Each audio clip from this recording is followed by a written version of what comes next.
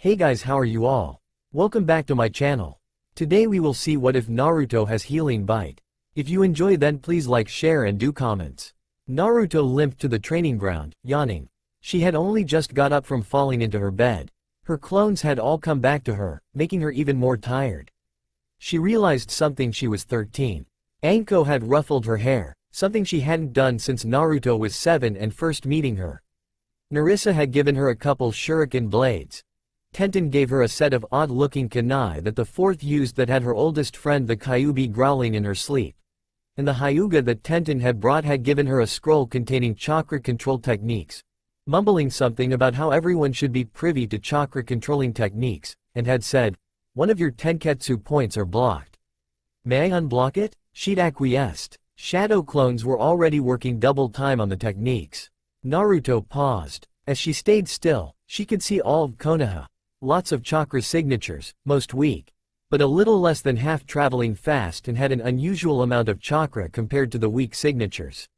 Naruto felt a chakra signature that seemed warm and reassuring a little ways away. Another signature that was almost as weak as the others was excited and exasperated and angry. Another was full of anger and rage, an anger and rage that had probably been building up for years. Naruto shivered. She forced herself to walk to the bridge, nearing the three closest signatures. When Naruto paused, she could feel a certain warmth emanating from the tree. The tree seemed to shiver as Naruto pressed a hand on its bark and looked up. Kakashi stared at her, looking shocked. Naruto frowned and kept walking, taking her hand off of the tree and missing that warmth. As she felt all those signatures, she wondered what they meant. Naruto was distracted. Kakashi ended practice early, deciding to skip D ranks since all the jobs just pertained to cleaning. And no, they were not doing another C rank before the Chunin exams. "Naruto, you're distracted. Why?" Naruto glanced at Kakashi. I don't know how to explain it, Kaka-sensei." He sounded slightly upset. "Try," urged the copy nin. "I have some clones doing some chakra exercises, and a friend unblocked something called a tenketsu point after work last night, and this morning I can feel." Naruto gestured expansively. "I can feel the trees, sensei." The copy nin blinked. "Or feel a sense of something around them. And I can feel you, Sasuke and Sakura, but they're not the only ones and I don't know." The boy practically wailed. The copy nin had an idea. "Naruto, you can sense chakra," he said after a minute. About the tree thing, he paused, then recalled perfectly a jutsu that he had never been able to copy. A chill raced down his spine. He didn't have the correct chakra for it, but if he was right. "Naruto," he said, gaining his student's attention, "I want you to do me a favor and copy these hand signs." Naruto nodded obediently. Slowly, Naruto did. However, something happened that made Kakashi's jaw drop. "Oh, boy," he said, staring in shock at the sight. "Holy S. You have Mokuton. Moku, you're kidding me," Naruto yelled. "The jutsu that only one person in the world can do? What guy?" Kakashi asked suspiciously. I don't know," Naruto said quickly. "I've heard it around." Her slip hadn't gone unnoticed. "Nay, Naruto, what is your job?" Naruto paled, and then smiled. "Nothing you need to worry about, sensei." Naruto beamed. "I should get going. I promised Konohamaru that if we didn't have training later I'd play ninja with him." Naruto made her escape. "Neji." Neji's eyes turned to Hinata, who, for once, was not stuttering. Most of the market area was filled, so Neji and Hinata could talk without being overheard much. "I must speak to you, in private. Ko, tell my father I am with Kurenai-sensei and please do not mention my lack of stuttering." Ko nodded and gave a hasty bow. Hinata began to walk, Neji beside her. "Naruto has a knack of helping others," Hinata said out of nowhere. "I was surprised to see you there last night." Neji's eyes widened. "Hinata was? I am, but to get Naruto's help. She doesn't know that I do that, though. She probably thinks I'm a branch member." "What do you need help with?" Neji asked her, his voice cold. "I want to ask her to help with a different version of the caged bird seal. Uzumakis are infamous for their sealing talents. What makes you certain she'll help?" Pain flashed through Hinata's eyes through her facade of shy heiress. "I'm not. And you don't seem to be curious as to how Naruto is she." Neji blushed. With his Byakugan, he could see Naruto's chakra coils which were enlarged. plus her organs. Byakugan, he replied. Hinata pinked. Neji ni-san, please. I endeavor to change the fate of the branch Hyuga, Hinata pleaded. Please, Neji ni-san. Why didn't you allow Ko to stay? Ko is loyal to father. I have been training to try to get father's approval, but all he can see is Hanabi. I cannot tell him that I am trying to change the fate of the Hyuga for the better. Please, Hinata was right. Neji sighed minutely. How far are you on mastering the 364 palms? I'm on 16 palms. I want to learn the Kaden, though, but father, Hinata bit her lip, unwilling to say much more. Neji sighed. I will help, if you want it. Hinata gave him a tentative smile. Naruto laughed at Konohamaru as he ran from her. Naruto jumped onto a fence and darted across it, then stopped as she heard a scream. Konohamaru. She darted forward, pushing more speed and ripping the young boy out of the other's hands and instantly assuming a defensive position with a kunai, a growl slipping out of her mouth. Who are you? She snarled. She spied the headband. Great, is it an invasion? The man's eyes widened fractionally. We're here for the Chunin exams, he said. Naruto tilted her head and stared at him, then smiled sinisterly. Then why the hell is there 3 others in the tree with you, A blonde woman came out. I apologize. That Gaki bumped into Kankuro here. That, Gaki, is the Hokage's grandson, Naruto ground out. If there was even a single scratch on him, you would have caused an international incident. Something we don't want, nay? Naruto grinned at them, never loosening her grip on her kunai. I would suggest scampering off like. Sand whipped out. Naruto shoved Konohamaru out of the way and stepped in his place. Sand pierced her body, but she simply grinned as it left her body and began healing. So, you're here, aren't you, Tanuki? Naruto couldn't resist as Kurama snorted deep in her mind. I suspected as much. The wounds began to heal quickly. Konohamaru was staring in disbelief. I would suggest you carry on, Naruto informed the Sand Nen. I look forward to the Chunin exams, Tanuki holder, clown freak, cool fan lady. She turned and gave them a parting wave. And Baka instructor. Later, Naruto grabbed Konohamaru's hand as he watched her with awe. Nei-san, Naruto stared at him in shock. Why not tell the Anbu that was so obviously standing there? Naruto glanced down at Konohamaru and gave a sad smile. Ask the Hokage if you really want to know. And then the blood loss caught up with her and Konohamaru's, Nei-san, collapsed, unconscious. Naruto woke up in a comfortable bed. Blood loss, extreme exhaustion, and barely sleeping before using her new abilities had caused her to collapse. She was in a bed. A really, really comfortable bed. Naruto looked around. The Hokage looked at her from his seat next to her. You collapsed. His voice was mild. And Kakashi has informed me of your new abilities. Naruto said nothing for a few seconds. I heard you saved my grandson. Sarutobi Hiruzen's eyes twinkled. And I assume you've been busy with your extra studies? Naruto gave a sheepish grin. Hi, she chirped. I could, if I wanted to be, an Irionin. Plus with all the seal stuff I found in the shinobi library, I think I'm learning a lot. The excitement drained out. She bit her lip as she sat up. Hokage-sama. The Hokage gave her a shocked look. Do you think? Naruto took a deep breath. Do you think it would be possible for me to see the fourth's notes on the Hirishin? The Hokage hummed. Nope, only Hokages can see it. Disappointment covered Naruto's face then. It would be shocking if the forbidden scroll was in the exact same place. It would also be tragic if someone broke in, took a peek at the scroll, and put it back. And wouldn't it be amazing if that person who did that looked exactly like me? Naruto didn't visibly perk up. Even more so tragic would be if they copied the Hirishin formula of both the fourth and the second, the Hokage mused. And to think this person could do it while the Anbu are distracted by something going on in the city by a troublemaker. Naruto nodded. Okay, Gigi. I got it. The Hokage smiled, then pat Naruto's head.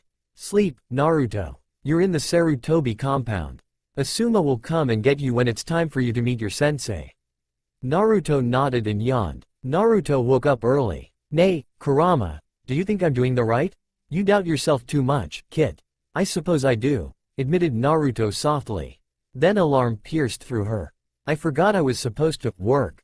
Naruto scrambled up and made the nice bed neat, grabbing her orange coat and writing a quick message as she hurried to leave. Whoever this concerns, I forgot I had something to do. Sorry for leaving early, but I had to go. See you later, Gigi, Konohamaru, and Asuma-sensei.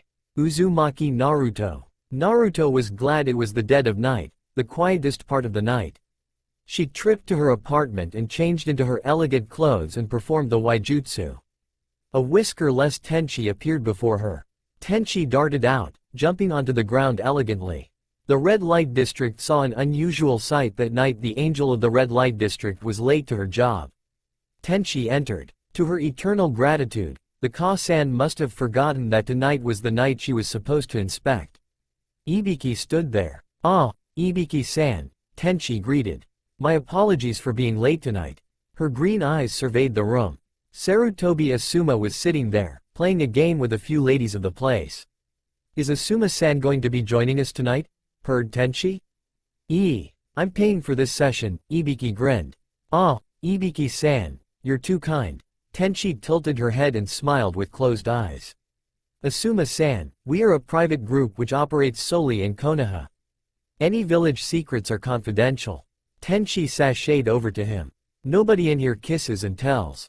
She offered him a hand. He took it. Naruto kind of had fun when she was there. Of course, Naruto hadn't been introduced to working in the brothel until she was 12. Before, she only spoke to the ninja. Since she was 12 and had been able to give birth, according to the Kyuubi, who would not allow it until Naruto was like 21, she was introduced to it.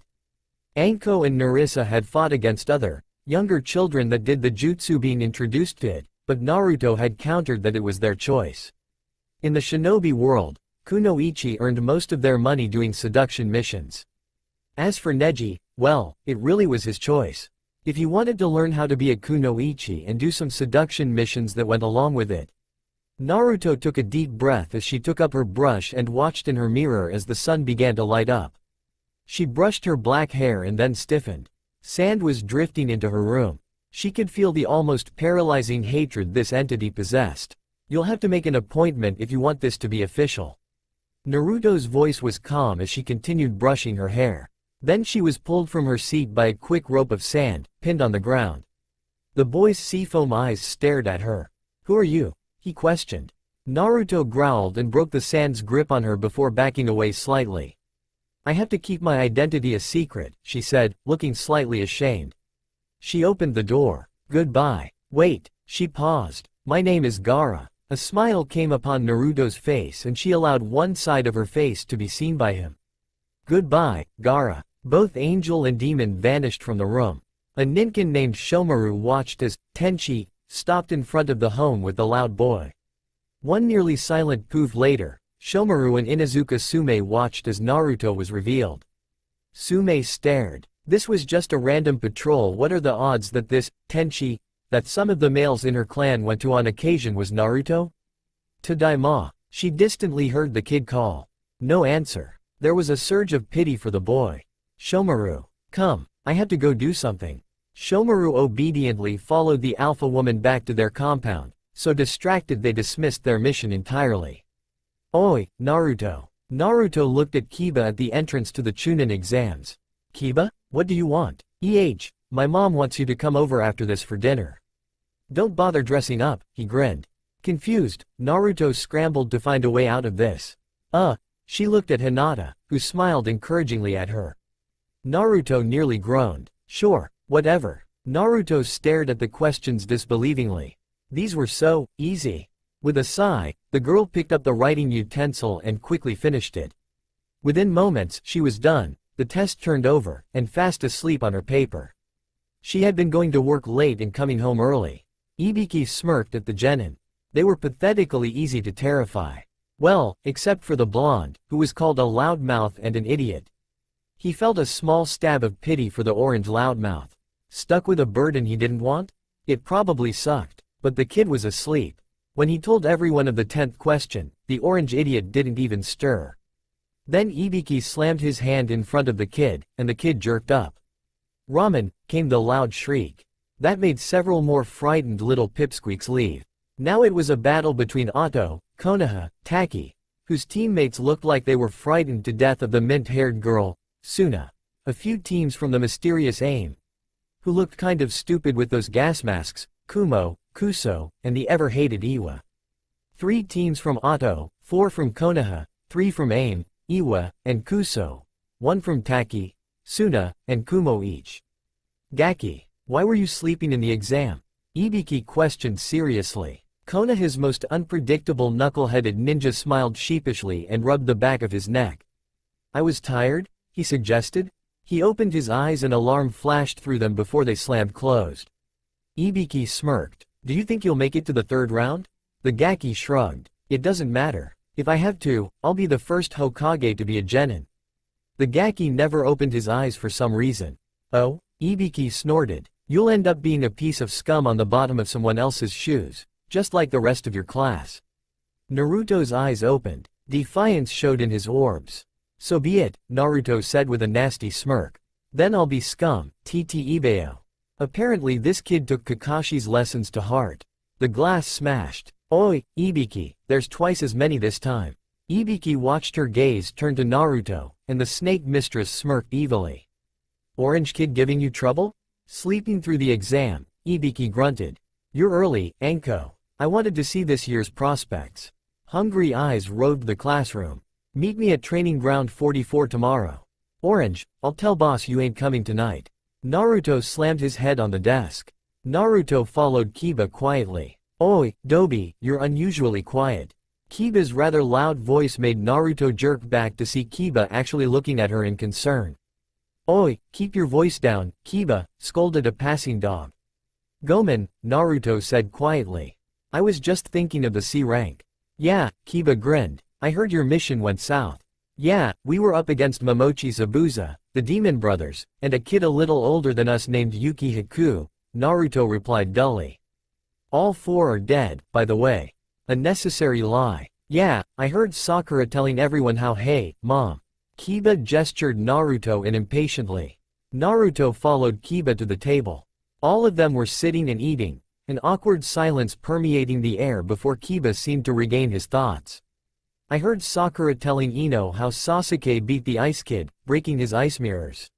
What? Naruto asked. Sakura had lied? Naruto could feel Kurama's questioning thoughts, but Naruto only let Kurama view what she had just seen and heard. She was getting a little angry. Yeah, Kiba said, but I have a feeling since it was an A- rank and almost an S rank, she kind of lied. Naruto nodded. I broke Haku's ice mirrors. Haku had rendered Sasuke immobile by Senbon needles. He did get his Sharingan. But it was Kakashi-sensei who killed Haku, and Zabuza kind of died taking out Gato. It was bloody, and Sakura was as useless as she always is. Naruto realized how quiet it had become. Gomen, she whispered. She could feel the change in their chakras, how shocked they were. No, it's fine, it's just from what I heard from the exam proctor. You stick up for your teammates. What has your sensei been doing with you? Kiba's mom asked. Naruto rubbed the back of her neck. He normally just tells us to do suicide runs all day, then does a few D ranks, then dismisses Sakura and I while he teaches Sasuke. Kiba dropped his chopsticks. He taught us tree walking and water walking, Naruto said, setting her chopsticks down, ready to defend her sensei. He's a pervert, he doesn't do much of anything except teach Sasuke. Sakura's useless. You barely know any jutsu and basically run all the time. Why the hell are you entering the Chunin exams? Kiba exclaimed. Because I know a few other things, Naruto grinned ferally. Things sensei doesn't know. And when we get to the center of the forest and have 2 scrolls, then I'll get to cracking on it. Kiba stared at her. Naruto, you work with Anko. So does that mean that's what the test is? Naruto gave a sly smile to Kiba. It is the Chunin exams, Kiba. It doesn't end when the proctors vanish. I found out this information from one of the proctors in my line of work, yes, but not Anko. I already have 2 of the same scrolls from someone from work, and I have it on good authority I'm getting the opposite scroll from a friend of a friend from work. Naruto was just confusing Kiba, she knew. But don't worry. Head straight to the tower and we'll meet you there. Naruto blatantly giving Kiba something to do with the Chunin exams in front of 2 Junin was smart. Technically, the exams were going on, and the Junin couldn't really do anything until they were on duty. Naruto had asked a favor from Izumo in her Tenshi form. He'd agreed. You got balls, kid, the dog at the feet of the lady said with a smirk. Naruto chuckled, rubbing the back of her head. Nope, just smart, Naruto smiled. And my friend is good at her job. Oh? Kiba's mom asked. Was she the girl at your home last night? Naruto paled drastically. Mom, Kiba said, frowning, I thought you were patrolling last night. Kiba, out, she ordered. Hana, you too. Shomaru and I have to talk to Naruto alone. Kiba grumbled, but left. So did Hana. The matriarch waited until they were gone, then gazed at the young woman in her home with ferocity. You're lying about Zabuza and Haku. But more importantly, you're lying about that, friend. Naruto looked down. Inuzuka-san, I thank you for the meal. The matriarch pulled the girl in a hug. Gomen nasai, Uzumaki Naruto. For everything this world has forced you through. Naruto gasped, not expecting such an apology. Arigato, Inuzuka-san. Sume is my name. Bye, Sume. Bye, Mom. Have a good exam, Sume said with a grin. See you soon, Sume. Naruto waved. So, Naruto? Kiba slung an arm around Naruto. When are you going to tell everyone you're a girl? He asked with a perverted grin. Die, Kiba. Kiba was slammed into the ground. You tell anyone and I will swear innocence in front of Sume. Innocence of what? Me killing you, you baka. Naruto slipped silently around the gates, being clumsy, and stealing heaven and earth scrolls. She slipped one in Kiba's back pocket and kept one. Oi, Dobi, hurry up.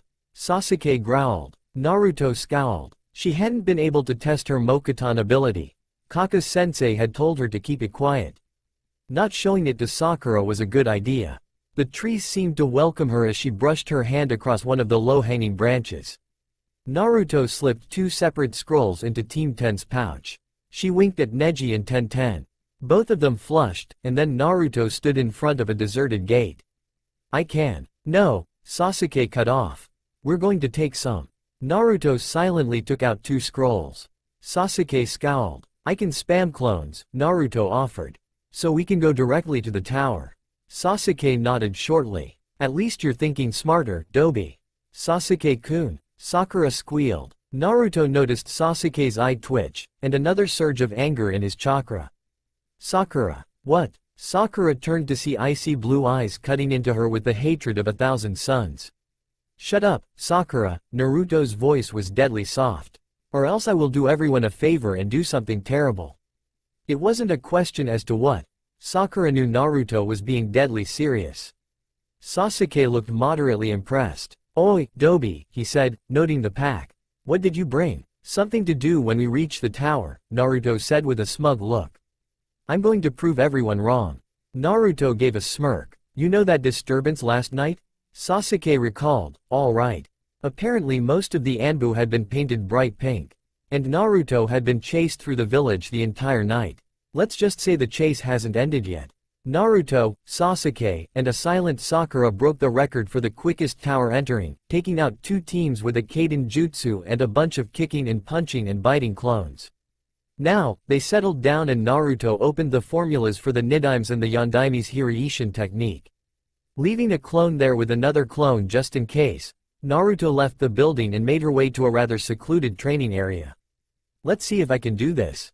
Naruto, 4 days later, made her way back with a triumphant smirk on her face. She'd done it. With the amount of studying she'd done, she found that she needed to feel a connection with the kunai and the seal. The Nidaime had no seals to perfect his jutsu, but that was different because the Nidaime preferred to be silent and deadly. She'd created a seal similar to it, and finally felt that necessary connection. Dispelling the clones, Naruto hopped in with the odd-looking kunai and smiled a little. She was different, but that was okay. She'd mastered her father's technique in less than a week. She thought he'd be proud. In the Shinigami's stomach, I cannot believe it. Several other souls were shocked out of their eternal torment as they looked at the soul that was enduring looking at his child growing up without him. My beautiful daughter mastered the Hiraishin. He paused dramatically. Everyone in the Shinigami's stomach waited breathlessly. Was it in 2 years instead of 4? Was it less than a year?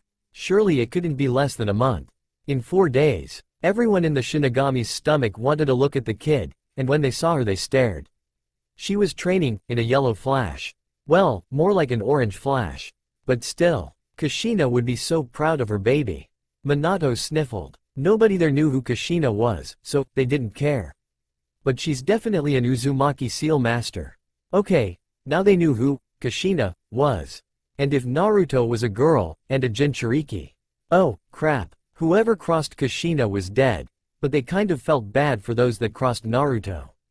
And Uzumaki Namikaze, the product of a marriage, Namikaze had ended up in the Shinigami's stomach relatively young, so he was a genius. In the pure world, Kushina squealed. Oh, my beautiful little girl, she itched to hug her.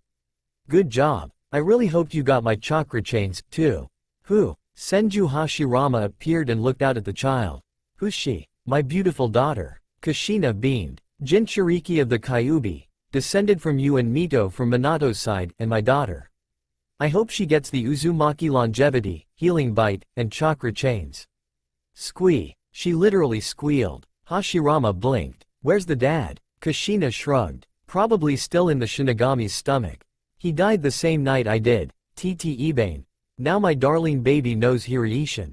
Who did what now? Uzumaki Mito crowded around the Uzumaki who had the main bloodline. My husband, Namikaze Minato, Kushina beamed. We gave birth to an amazing baby girl. Mito looked down upon said child and nodded as Naruto was working on Fuinjutsu. Yes, you did. She's also the Jinchuriki of the young half of the Kyuubi, added Kushina with a small scowl. Mito's eyes widened, and Hashirama choked on whatever he was about to say. Then, your husband gave a girl the male half of the Kyuubi? What an idiot. Kushina whirled around to glare at Tobirama, who had said that. You, even in the pure world. Kushina defied all odds and her hair lifted up in bunches. Insult my husband again, I dare you. In the Shinigami's stomach, Minato stared at his daughter before a feeling of gratitude came from nowhere. Kushina must be defending my honor. In Konohagakure no Sato, Naruto pored over the Fuinjutsu book and copied down a few designs before giving up and reading the book. It was very interesting. Fuinjutsu went a long way to making a physical barrier around something to making a prison camp. It was shocking, the many uses of Fuinjutsu. She set the book in her lap and gazed at the opposite wall, near the door. Oi, Kurama, you there? Good job, Kit, you okay? Kurama's concern was valid. Naruto hadn't slept for a while. Fine, I was just wondering if I could change the Shikifujin seal. Naruto already had control of Kurama's chakra, and at 10 had successfully become partners with her Biju. Not too much, as it's powered by the Shinigami, but give you some change in scenery, TT Ibeo. Kit, mindscapes are set. Well, mostly. They reflect you, which means your shitty as hell mindscape will change as you grow. Kurama paused, but you can add to it. Why didn't you say so, you baka? Oi, who are you calling a baka? Naruto. Naruto's hand jerked off of her stomach and she looked at her sensei. Hey, Kaka-sensei, what's up? She started leisurely gathering her items up, noting that Sakura and Sasuke were out of the room, but their items were still there. You should start getting ready, kiddo. In 2 hours the Hokage's going to be making an announcement. I smiled, but it lacked something. And, Naruto, you know the Kuso teams? Naruto nodded. Care to explain to me how it's possible that Momochi Zabuza and his apprentice are alive? Naruto's heart skipped, and she couldn't breathe. Kakashi's lone eye opened and hardened. I may be a lenient teacher, but I don't like being lied to, he said to her. Naruto gulped. She paused. Then anger formed in the pit of her stomach. I couldn't let them die, okay? She snapped. I made a blood clone with a Cage Bunshin variant. I used some of theirs in my blood. 2 perfect clones. The memories would go back to Haku and Zabuza, because that was their personality. And when did you do this? During the training afternoon I left and was alone, okay? I created a Bunshin and slipped away and pretended to be a woman in desperate need of direction, and I knocked Zabuza unconscious and took some of his blood. And I met Haku while he was flower picking, and I got some of his blood after knocking him unconscious. Okay, not quite the truth, but it was close enough. If she didn't want to tell Kakashi, she pretended to be a traveling prostitute on her way to Yuki no Kuni and waited until Zabuza was asleep from exhaustion and a drug coated on Naruto's lips to prick his finger and leave quickly, having to knock Haku out and take some of his blood on the way out and then creating the blood clones. Besides, she still received the occasional letter from Haku. The first one had been addressed to her by Yuki, and it was a message of gratitude. Plus, Zabuza had sent enough money from Wave to let Naruto pay the inflated prices for her meals with a message that had made her scarlet. Hope you can't help, again winking face. Mostly she suspected that was his way of saying, thanks, to the brothel worker who was very thorough in saving someone. Interesting. Kakashi eyed Naruto, then chuckled. I suppose Kuso's original team wasn't that good, despite the fact an Uzumaki is on that team. Naruto's head shot up. Nani? Naruto gasped. Kakashi smiled. Yep, she's been in the tower a couple of days. She was in the cafeteria the last time I saw her. Naruto stuffed the rest of her items in her pack and darted out the door. Kit, wait, there's something you have to know. In order to protect you from Kumo people who are notorious in being bloodline stealers, you had a seal put on you that hides your true looks. She won't think that you're an Uzumaki because of your hair. Got it, Kurama, thanks, I'll check the seal out later. Naruto walked into the cafeteria, then saw a redhead. Pretty redhead. And a girl. Ah, well. Naruto walked up to her, noticing another lady with the Auto symbol on her Hite 8. Oi, pretty redhead, are you an Uzumaki? Her shout caused the hostilities between the Chunin hopefuls to temporarily cease. What do you want, Gaki, loudmouth? The Auto girl and the Kuso girl shouted. Wait, you're an Uzumaki too? Naruto asked the Auto girl, who viciously stabbed her food. Cool, that means we're family, TT Ibeo. I'm Uzumaki Naruto, and don't think I'm not 'cause of the hair, TT Ibeo. Her verbal tick became more noticeable as her excitement grew. She watched their shocked faces turn to angry ones with amusement. Don't lie, the obvious Uzumaki growled. There aren't any besides me and the Auto chick. I'm not lying, Naruto shouted. She growled in frustration and bit her thumbs and placed them on the two girls' foreheads with the help of a shadow clone and drew them into her seal with her. Karen stared apprehensively at the shitty sewer around her. Seriously, what was this place? This is my mindscape, the blonde said. And I have a certain prisoner here, and she's the one that will tell ya. The brat walked in front of the two, and after glancing at the not-so-obvious Uzumaki who was scowling, but following, Karen followed. Oi, Q, wake up. Brat, you get me to wake up, like a dog again I will eat you, a thunderous voice growled. TCH, you love me too much. Called the blonde. TCH, damn Uzumaki brat, why are you ruining my beauty sleep, huh, Naruto? The dark tunnel ended in front of tall gates, which were open. The body of the Kyuubi no Kitsune was revealed, first from the tip of a claw and then the rest of the body. It was clear that whatever seal that had been used was still in employment as the Kyuubi had markings all over its body, starting from the middle of her back. You have the Kyuubi sealed in you. You're definitely an Uzumaki, Karen said shakily. So are you going to do the CRA? The Clan Restoration Act would be a viable act, too. The Kyuubi laughed. Kit, I like her. You should keep her. Naruto was sulking. No, I'm a girl. You must get a lot of shit for that, shithead, the third person in the area whistled. Naruto shrugged. Nah, not really. I haven't told anyone but you two, and if you can. She took a deep breath. Please don't die. With the Kyuubi healing everything to a pierced heart to my entire body, I can't really die all that well, so, please. For me, I'd listen to the kid. She is technically the Uzumaki clan head, smiled the fox. Ah, crap, that means I'm gonna have to obey this shithead and not Orochimaru-sama? The pinkette muttered. You will obey Naruto instead of that slime-infested snake, the Kyuubi roared. I will not have a member of my kid's clan acting like a servant. It's below you. Naruto, after the preliminary round, I will have to ask you to come back, because we need to have a long discussion. Okay, Q. There was a wave of red chakra, and instantly they were back in the cafeteria, which Kakashi was just entering. You three, hurry up. The Hokage wants to speak. The Hokage watched the Tsuchikage, Case Cage, Otokage, who had risen to Otokage, simply by the fact his name was uttered in hushed company. The Mizukage, and the beefy Raikage, who had all come to Konoha to witness the new batch of potential Konoha Chunin and to see if there was any there who had potential to be stolen away. He watched with concealed amusement at Onoki, who clenched the railing in front of him when Naruto was revealed. Onoki turned, rage reddening his face, to see the blank-faced Hokage staring at him. You. The man was cut off by the blonde mini-flash bounding up to them. Ohio, Hokage Gigi, the kid called. Naruto-kun, you're almost as late as your sensei, he said with a grandfatherly smile. Naruto rubbed the back of his head. I got lost on the road of life and met some strangers who called themselves my family, Ibeo. The Hokage smiled and walked to the forefront of the area. That's good, Naruto-kun. Get in line with your squad. Hi, Naruto said in an almost girlish sing-song way. The Kage watched Naruto get in line in front of his squad, with Sasuke behind him and a pink cat behind Sasuke. Things would be interesting indeed. Most of the matches were boring. Well, Naruto kind of vowed to destroy Neji, but other than that, Sakura and Ino were tied. Kiba and some guy named Dosu fought and Dosu was killed by Kiba, who was so traumatized by it that he flipped his ST and basically forfeited.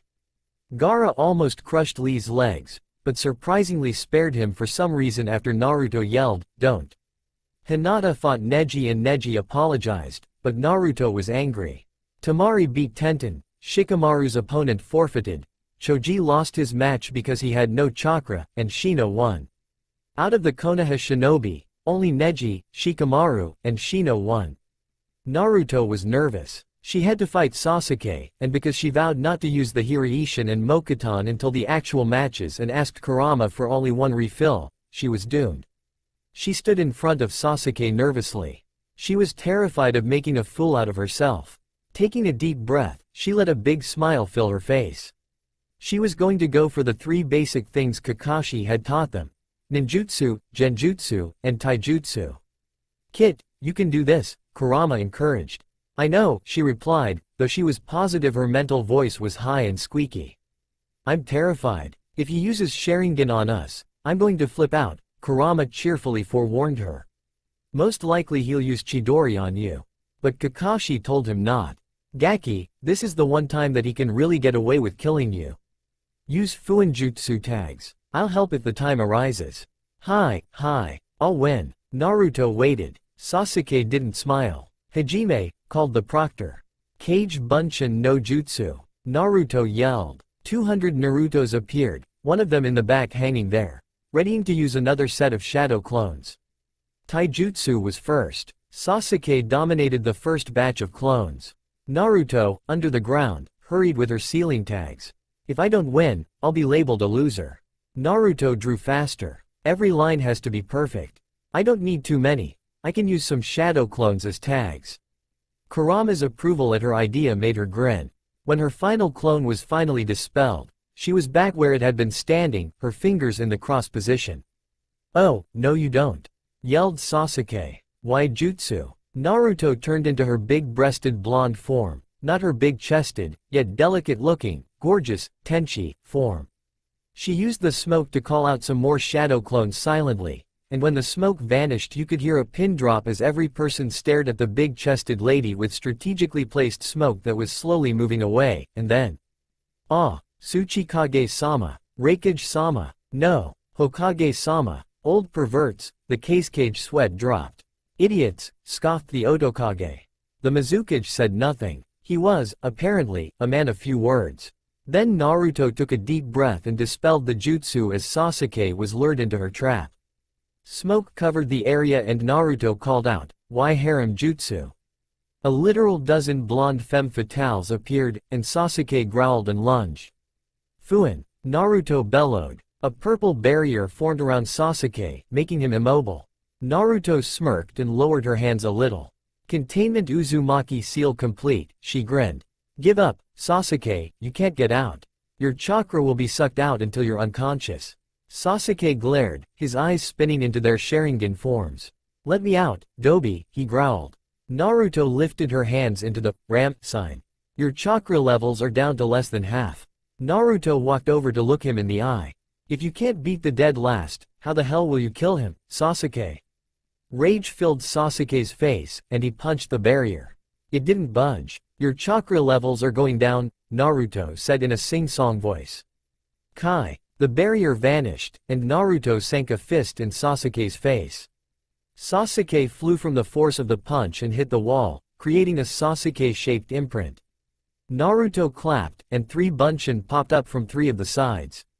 "Yo, boss," greeted one. "Here's the Fuinjutsu seal." Naruto grabbed it and looked at the proctor, who waited a few seconds. Uchiha Sasuke is knocked out, which makes Uzumaki Naruto the winner by default, he announced. Naruto smiled big. I won, Kaka-sensei. I can't believe it. Naruto cheered. Kakashi rubbed Naruto's head. Naruto looked honestly happy, a rare feat. Kakashi knew when his student was faking emotions. Good job, Naruto, Kakashi. I smiled. But you need to find a teacher to teach you things. Naruto looked at Kakashi with confused eyes. Why? Kakashi looked at his pupil. I have to train up Sasuke. Naruto knocked Kakashi's hand off of his head and scoffed. Right, it's always Sasuke. Ya nay. Naruto was gone within an instant. Naruto appeared in the ramen stand, frowning a little.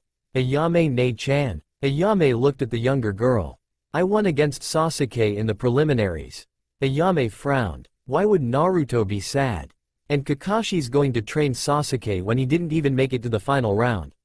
Ayame stared at Naruto. Naruto-chan. Ayame walked around the bar and lifted the 13-year-old in a touching moment. I'm scared, Ayane. Ayame's grip tightened. Naruto was scared she was going to get beaten for beating Sasuke. Let's work here tonight, Kay? Ayame smiled. Why don't you tell me what you've done this week?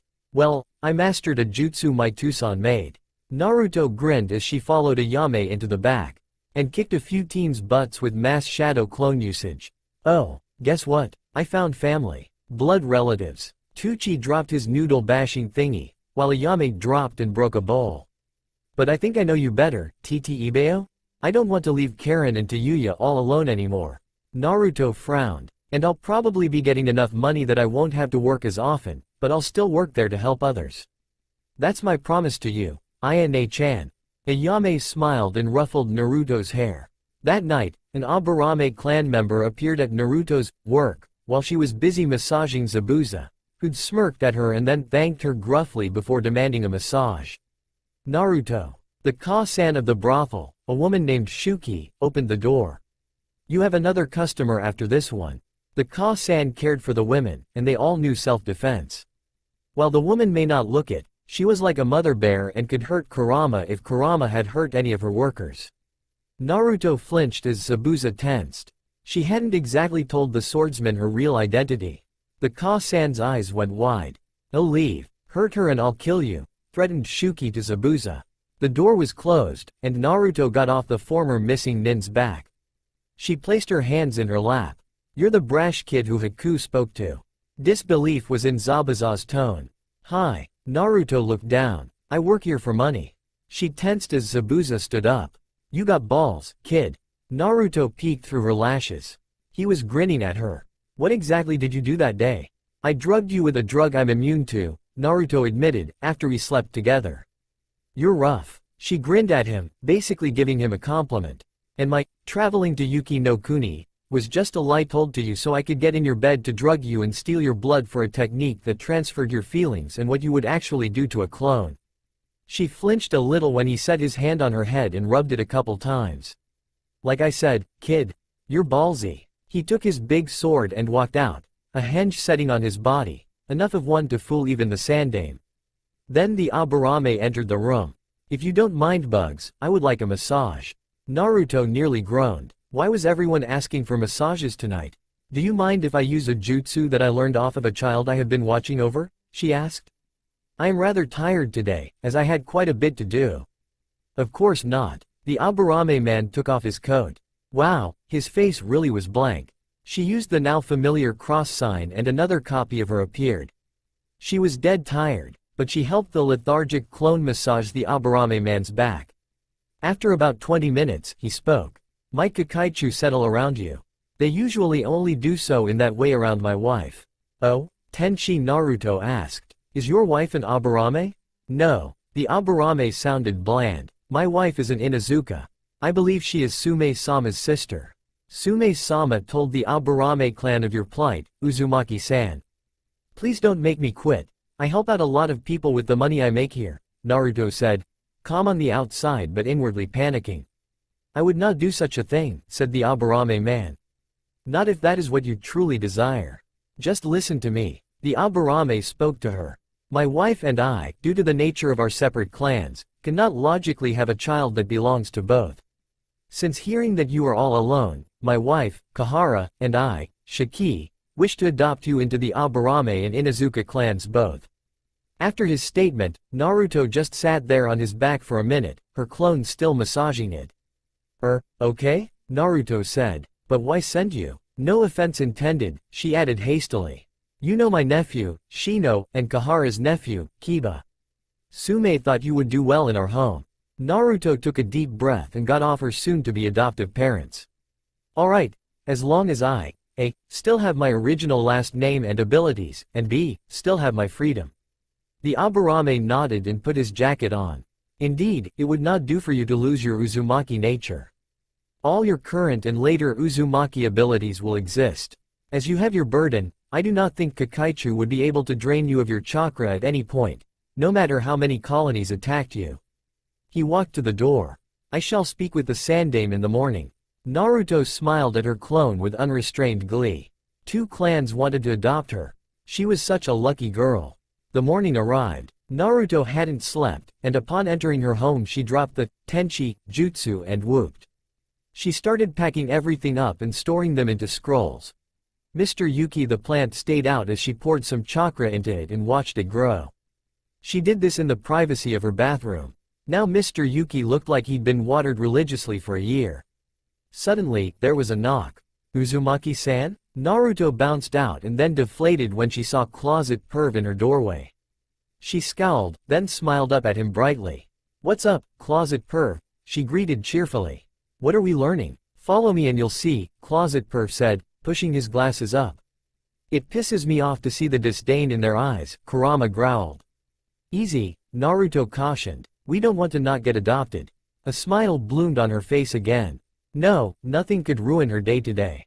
Not even the glares. She was smiling so big it was like a ray of sunshine passed through the marketplace as Naruto happily skipped to the place Ebisu was taking her.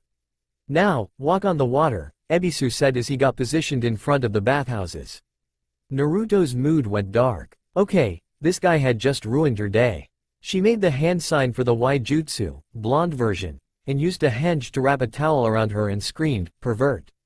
While pointing at Ebisu, women came out of the bathhouse, mad as hornets. Naruto dispelled her Waijutsu and jumped onto the water and smirked. She wasn't Uzumaki Naruto, Konoha's #1 most unpredictable ninja for nothing, after all. She noticed a white-haired guy standing there, writing things in a notebook. Her eyes popped out, she recognized him. She came up sneakily beside him. Aren't you the writer of the Icha Icha books? Naruto asked. She'd read them. They were boring. Really boring, there was no good plot in the books. Would it kill the guy to have a decent plot and have some smut? I mean, come on. I am. He looked at her, then frowned. Wait a second, you're too young to. They're good, they just lack plot, Naruto nodded. I know. She acted like she just made that up.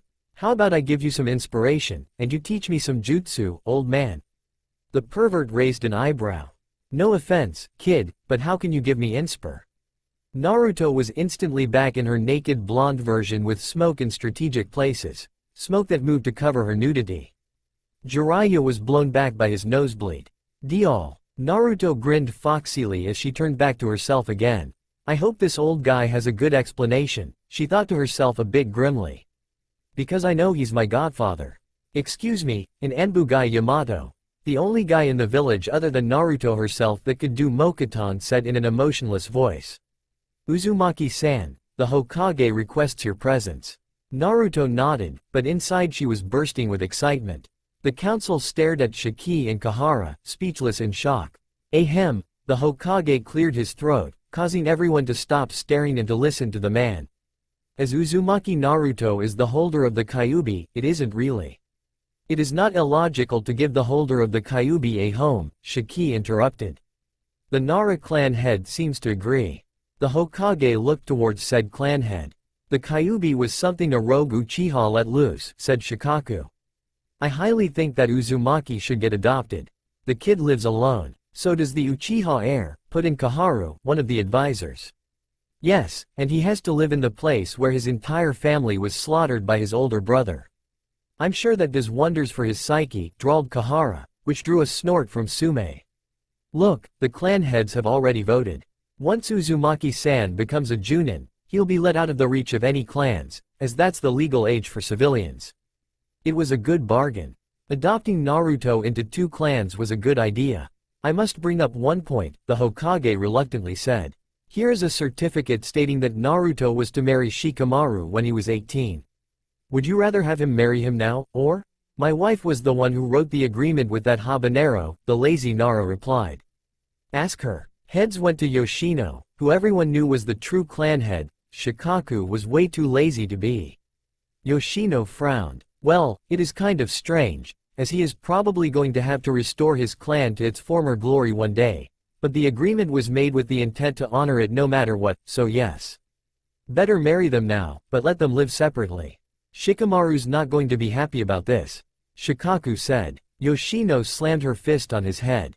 He better accept it, she growled. The council doors opened, and the Uzumaki kid in his bright, kill-me orange jumpsuit walked forward. Hokage Jiji, you wanted to see me?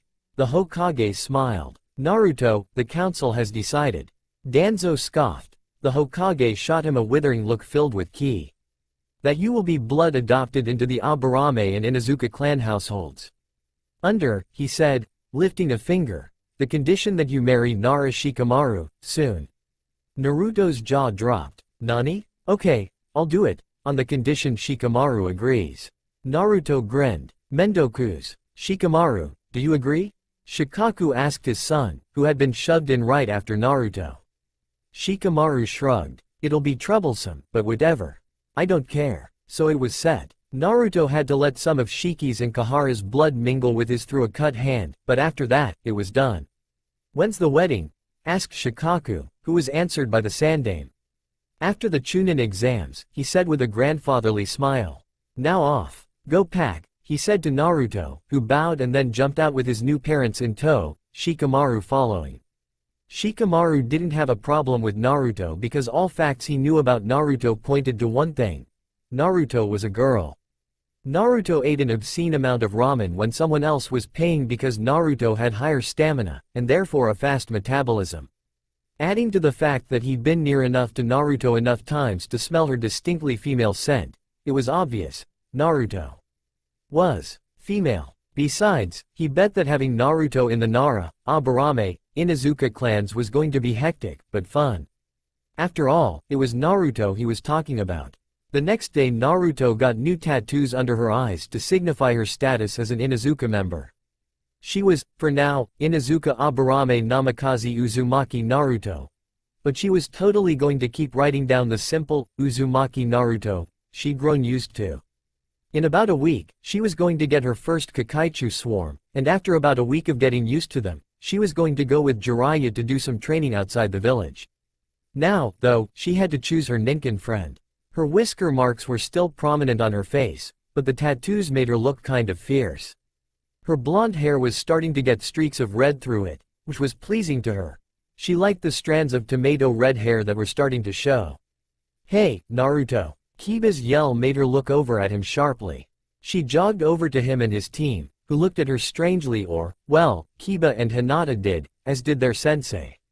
Hey, Kiba, she grinned. I'm your adopted cousin. Kahara Ka-san blood adopted me, TT Ibeo. Kahara adopted you? Kiba shrieked. Ah, Naruto. How's the newest clan member? Sume said from behind her rather warmly. I'm fine, Aunt Sume. Naruto smiled a little. Good, Sume beamed. She looked at Kiba. Kiba, she is now your cousin. Respect her. Aburame-san, she's your cousin, too. Blood adopted. Shino nodded sharply at her. I believe you won't have an issue with Kakaichu. Why? My Kakaichu seem to settle around you. Sume smiled at Naruto. I know you were eager to get a Ninken friend, but a vixen snuck into the compound and won't leave. She grimaced. Kurama did something that sounded suspiciously like laughing. Kurama, I'm going to kill you if you made that fox come here. Nope, you're like the top vixen of the foxes. I'm sure all of them would follow you as pack leader. May I see the vixen? Naruto asked politely. I may have a connection to her, she added at Tsun's slightly confused look. Tsun's face showed sympathy and understanding. Sume led her to the vixen, whose fur was a deep russet color. Her tail was sleek and was tipped with black, a ring of white right before it. Her eyes were a pretty golden color. Naruto placed her hand on the fox's head. Uzumaki-sama. The fox spoke, bowing her head. Please take me as your companion. If that's what you want, Naruto smiled. And my name's Naruto. Yours? Violet. I like it. She looked at Sume, only to see a huge smile on Sun's face. Oi, Shiki. I think she's ready for her Kakaichu. Nani? But I thought you said. You took a couple minutes to bond with your fox, girl. Naruto would have cursed if she hadn't been being dragged away by a stoic-looking Shiki.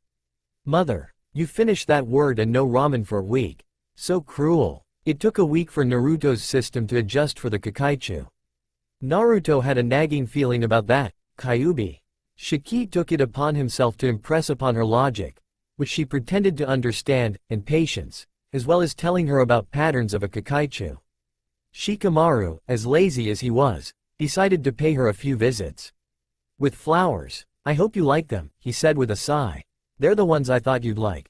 He seemed a bit embarrassed. Look, if you don't want to marry me, just tell your mom, Naruto said to him. It's better than forcing yourself to do that. I think you're pretty cool for a girl, he told her bluntly. I think marrying you is the best choice I could make, to be completely honest. Oh, Naruto said in a rather small voice. Then, thank you. TCH, troublesome, but you're welcome. Yo. Jiraiya popped in front of Naruto, who had been learning the Gatsuga Jutsu with her fox and the dog that had been following her around. Apparently the dog really liked her and was impressed by her, so the dog had become her unofficial second ninkin. Naruto's bugs buzzed out, but Naruto calmed them down with a small spike of her chakra. It was really strange to feel them crawling under her skin. She was pretty sure she'd be fine if nothing sat on her, and having Kurama feed them some of Kurama's chakra made them resilient. Hey, Naruto nodded. Hey, do you think I could learn to summon toads? She was kind of excited about maybe doing that. She could keep her bugs under control, so maybe if she pointed out the fact she had been blood adopted by the Aburame clan, they'd accept her as a summoner? Jiraiya grinned. Come on, let's find out. They walked a little ways out of the village. So, Naruto, are those your ninkin? He gestured to the fox and dog. This is Violet, Naruto said, placing a hand on her head. This is, actually, he still hasn't been named, I think. Why don't you name it after me, the gallant sage of Mount Mayo? No way in hell am I naming my ninkin friend Jiraiya. No, I think? Naruto stopped walking for a minute. I think I'll name you, Shisui. Jiraiya paused. Where did you hear that name? Naruto rubbed the newly named Shisui's head. I had an Uchiha friend named Shisui. He died, though, when I was 7 or 8. He died right before the massacre. Naruto's reply was soft. If you were friends with Shisui, began Jiraiya, but Naruto shook her head and looked at Jiraiya with wet eyes. Please don't, she pleaded with him. Don't mention him. Please. Don't mention Weasel or as you know him, Itachi. Please. Jiraiya nodded shortly. I think here's a good place. Let me see your seal. Naruto raised her shirt. Thankfully she was still as flat as a washboard in the chest department.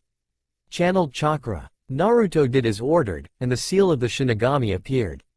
It wasn't altered that much. It looks fine, Jiraiya commented, surprised. No duh, it's powered by the friggin' Shinigami, Naruto scoffed. Seriously, I really don't think the Shinigami's seal is easily screwed with by anyone but an Uzumaki. Naruto let her shirt fall down. Well, no need to snap, Gaki. Anyway, kid, let's get to summoning toads. Naruto frowned as he opened the contract. Can I just sign my name as Uzumaki Naruto, as it's basically a blood tribute that's demanded and not the name of the summoner that makes a huge difference? I never thought of it like that, Jiraiya said, holding his chin. I suppose. But don't worry if you just summon a tadpole. Naruto scowled at him, wrote her name down and smeared her blood in it. She performed the required hand signs, and chakra started to become visible. Unknown to Naruto, it was a mix between red, silver, green, a dark almost purple blue, and a light blue, with a couple visible yellow wisps in it.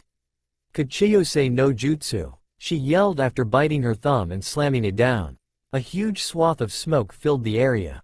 When it cleared, Naruto, you summoned him? I guess? Who's the geezer toad? Jiraiya-chan, who summoned me? Uzumaki Naruto, Fukasaku-sama. Is there something I'm missing, Arrow Sennin? I see, the geezer toad said, nodding from his perch on Jiraiya's shoulder. All toads will be told to stay away from your bugs. Tell me, child, what jutsus do you know? Well, Naruto began, I know Hiruishin. She didn't glance at Jiraiya's face. Kachiyose, Fuinjutsu, Kage Bunshin, Kawarimi, Henge, the Aburame Keke Genkai, and I was learning the Gatsuga Jutsu with Shisui and Violet. She gestured to her fox and the dog. And I was going to learn some Nara clan techniques, as I'm going to marry into that after the exams. Jiraiya frowned. Is that? Oh, and Mokuton. That and a chakra sensor. It was kind of distracting, but I kind of learned how to read it properly. Jiraiya-chan, have you taught this girl nothing? Demanded the geezer toad. I wasn't her teacher, Jiraiya frowned. That would have been Hitaki Kakashi, who, by the council's demand, focused more on the Uchiha on the team. I do have a wide arsenal of jutsu I can teach you. Do you need help with controlling the fox?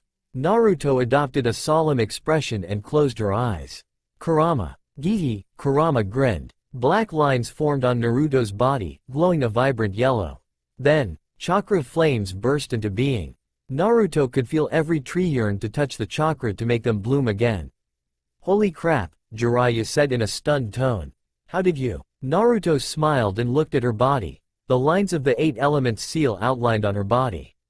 I've been friends with the Kyuubi for years, Naruto replied with a sad smile. Or, rather, I beat him up and stole his chakra when I was 7 and then we became partners at 10. We've been on pretty decent terms since then. Ain't that the truth? Kurama said in a fond tone. Anything else you haven't told us? Jiraiya wondered idly. I'm a whore. Naruto snickered at Jiraiya's horror-filled face. Kidding, Arrow Sennin, she snorted. No, I'm really not. Jiraiya chuckled nervously. You better be, kid. Fukasaku-sama. Teach the child more jutsu so that he can defend himself if the need arrives, Jiraiya-chan. Fukasaku smiled kindly, or as much as a frog can smile, at Naruto. I will inform the toads of the newest summoner's arrival and of the condition. He popped into smoke. Come on, kid, let's teach you some jutsu, grinned the Sannin. Naruto gulped as she let the chakra cloak fade. She felt Kurama's apprehension. We'll also work on your taijutsu and other skills. He shook his head. Nice job at the prelims, though, kid. Naruto beamed. She dragged herself through Konoha, feeling extremely worn out. Hey, Naruto. Kiba's voice caught her attention. She managed, with a big effort, to pick her head up. Violet and Shisui seemed to collapse where they stood. What happened to you? Kiba asked, tilting his head. My teacher is awesome, she said, though she couldn't even muster a grin. Her entire body was tired. Despite his absolutely terrible taste in clothes, and the fact he was a pervert, Jiraiya's stamina was huge. First he'd made her do suicide runs for 3 hours in a marked area around a steep cliff area. Then he'd made her go through every type of ninjutsu she could recall ever learning. Then he'd made her do the Kawarimi jutsu with a leaf instead of a log. He put her through the paces. Now she was wearing stupid-looking weights in order to get used to them so she didn't have to rely on the Hiruishin. After the Chunin exams and after your wedding, then you and I are going on a training trip. And if you need to run, then you better do as I say and run, kid, Jiraiya had told her. It looks like you can't even walk. Kiba exclaimed, glancing at Violet and Shisui. And that little guy's still following you. Shisui? Naruto mumbled, noticing Sasuke stiffen at that name. The pup's name is Shisui. Sasuke stood up. You named your mutt after Shisui? Sasuke growled, whipping around in anger. He was my friend, Naruto said quietly. Tachi didn't kill him, though. Naruto was too late to avoid a punch. You stupid demon, what would you know of my brother and what he did? Sasuke shouted. A fist exploded into lightning. Chidori. Naruto welcomed the sudden sewer. I'll handle this, Kurama snarled, chakra blasting outward. Kiba froze as Sasuke punched Naruto. He stared as Sasuke's fist exploded into lightning. Civilians all around were smirking as Naruto's eyes fluttered closed. Kiba spotted Hana looking horrified in the edge of his vision. He took a couple steps forward then was blasted back by the malevolent chakra that erupted from Naruto's unconscious body. Sasuke was slammed against a wall. Listen here, you stupid little ninja. The only reason I'll allow you to live is the fact that Naruto chooses to allow everyone in this Kami-forsaken village live over his own well-being. Naruto's eyes opened, and they were blood-red. Red like rubies. Sasuke stared with terror. I am not a fan of humans, much less scum like you who decides to try to kill a child who is exhausted and becoming more powerful than you. Get this through your skull, Uchiha brat.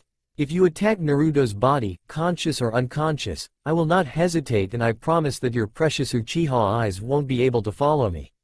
Got it? The person, not Naruto, as Naruto's body's scent changed when the person had opened their eyes, grinned at him, licking fangs. Kiba cleared his throat. Please let go of Sasuke. Please. Naruto's eyes moved over to look at Kiba's.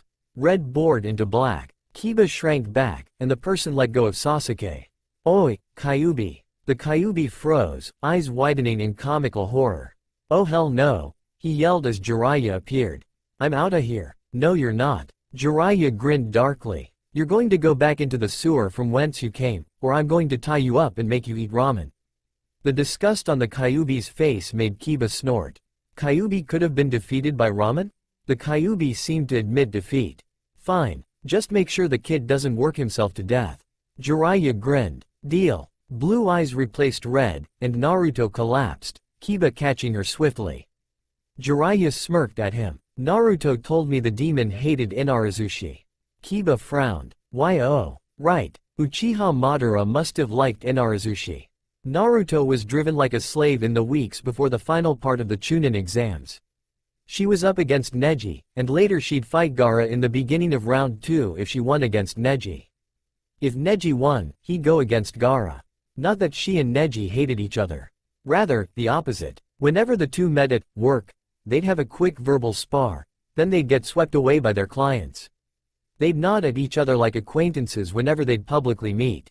In the week before the finals, Naruto and all the other hopefuls were relaxing. Well, Shikamaru and Naruto were having a small shogi tournament.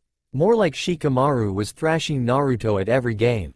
You're getting better, Shikamaru said. Which is troublesome. And it didn't help that after her little show with Kurama that she knew little to nothing about, people avoided her like the plague and still shot her nasty glares.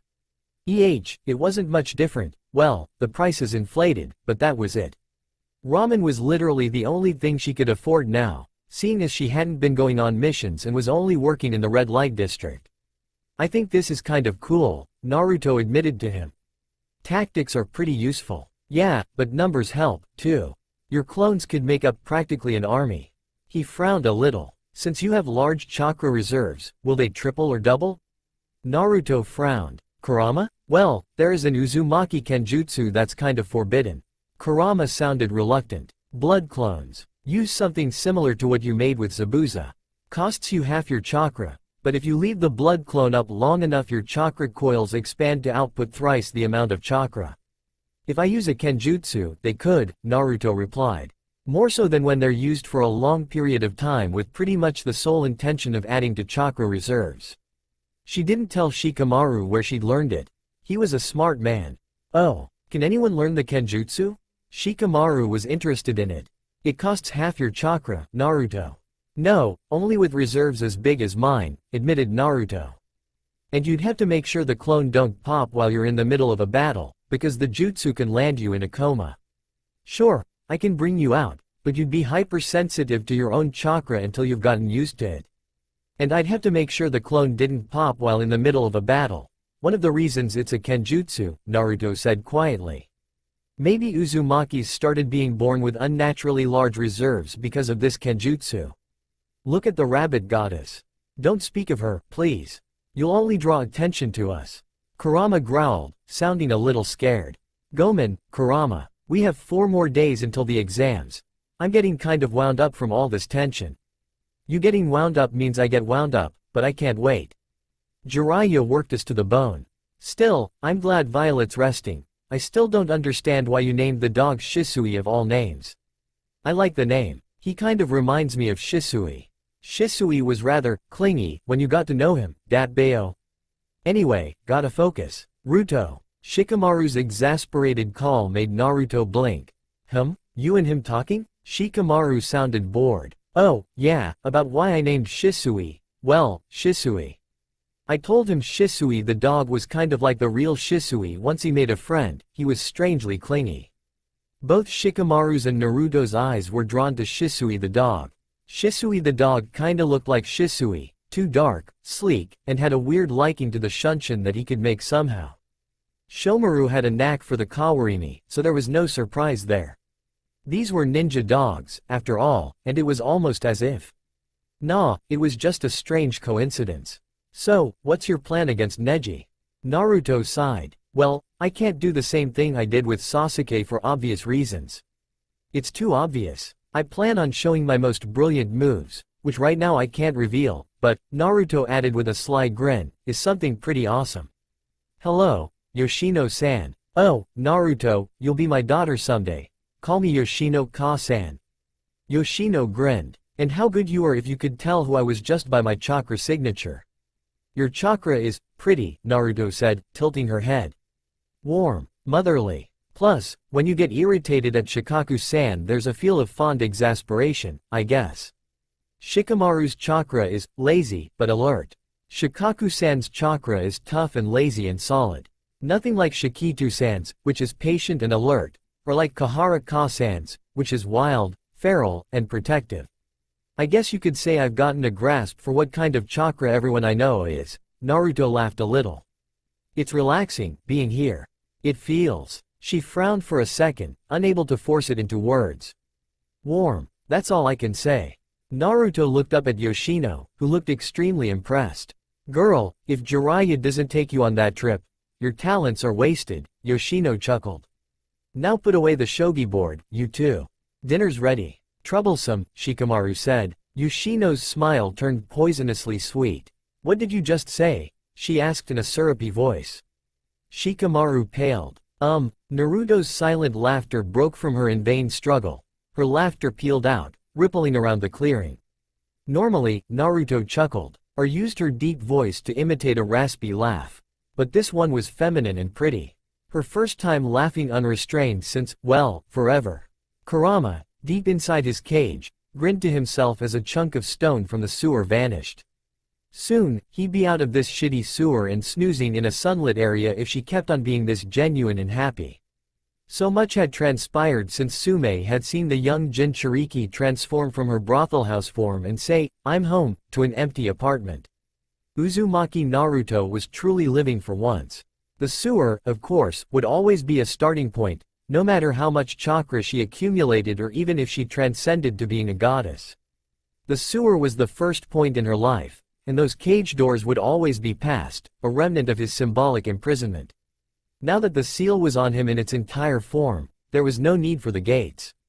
Unless Naruto removed the seal completely, he would be trapped until she passed on. Naruto's laughter echoed out across Nara grounds, making some of the deer raise their heads. Konohans passing the Nara compound stared for a minute and then felt an unwilling smile pass onto their faces. Toby, who was following the Mizukage around to control him, went to take a leak and kept the Mizukage on silent mode.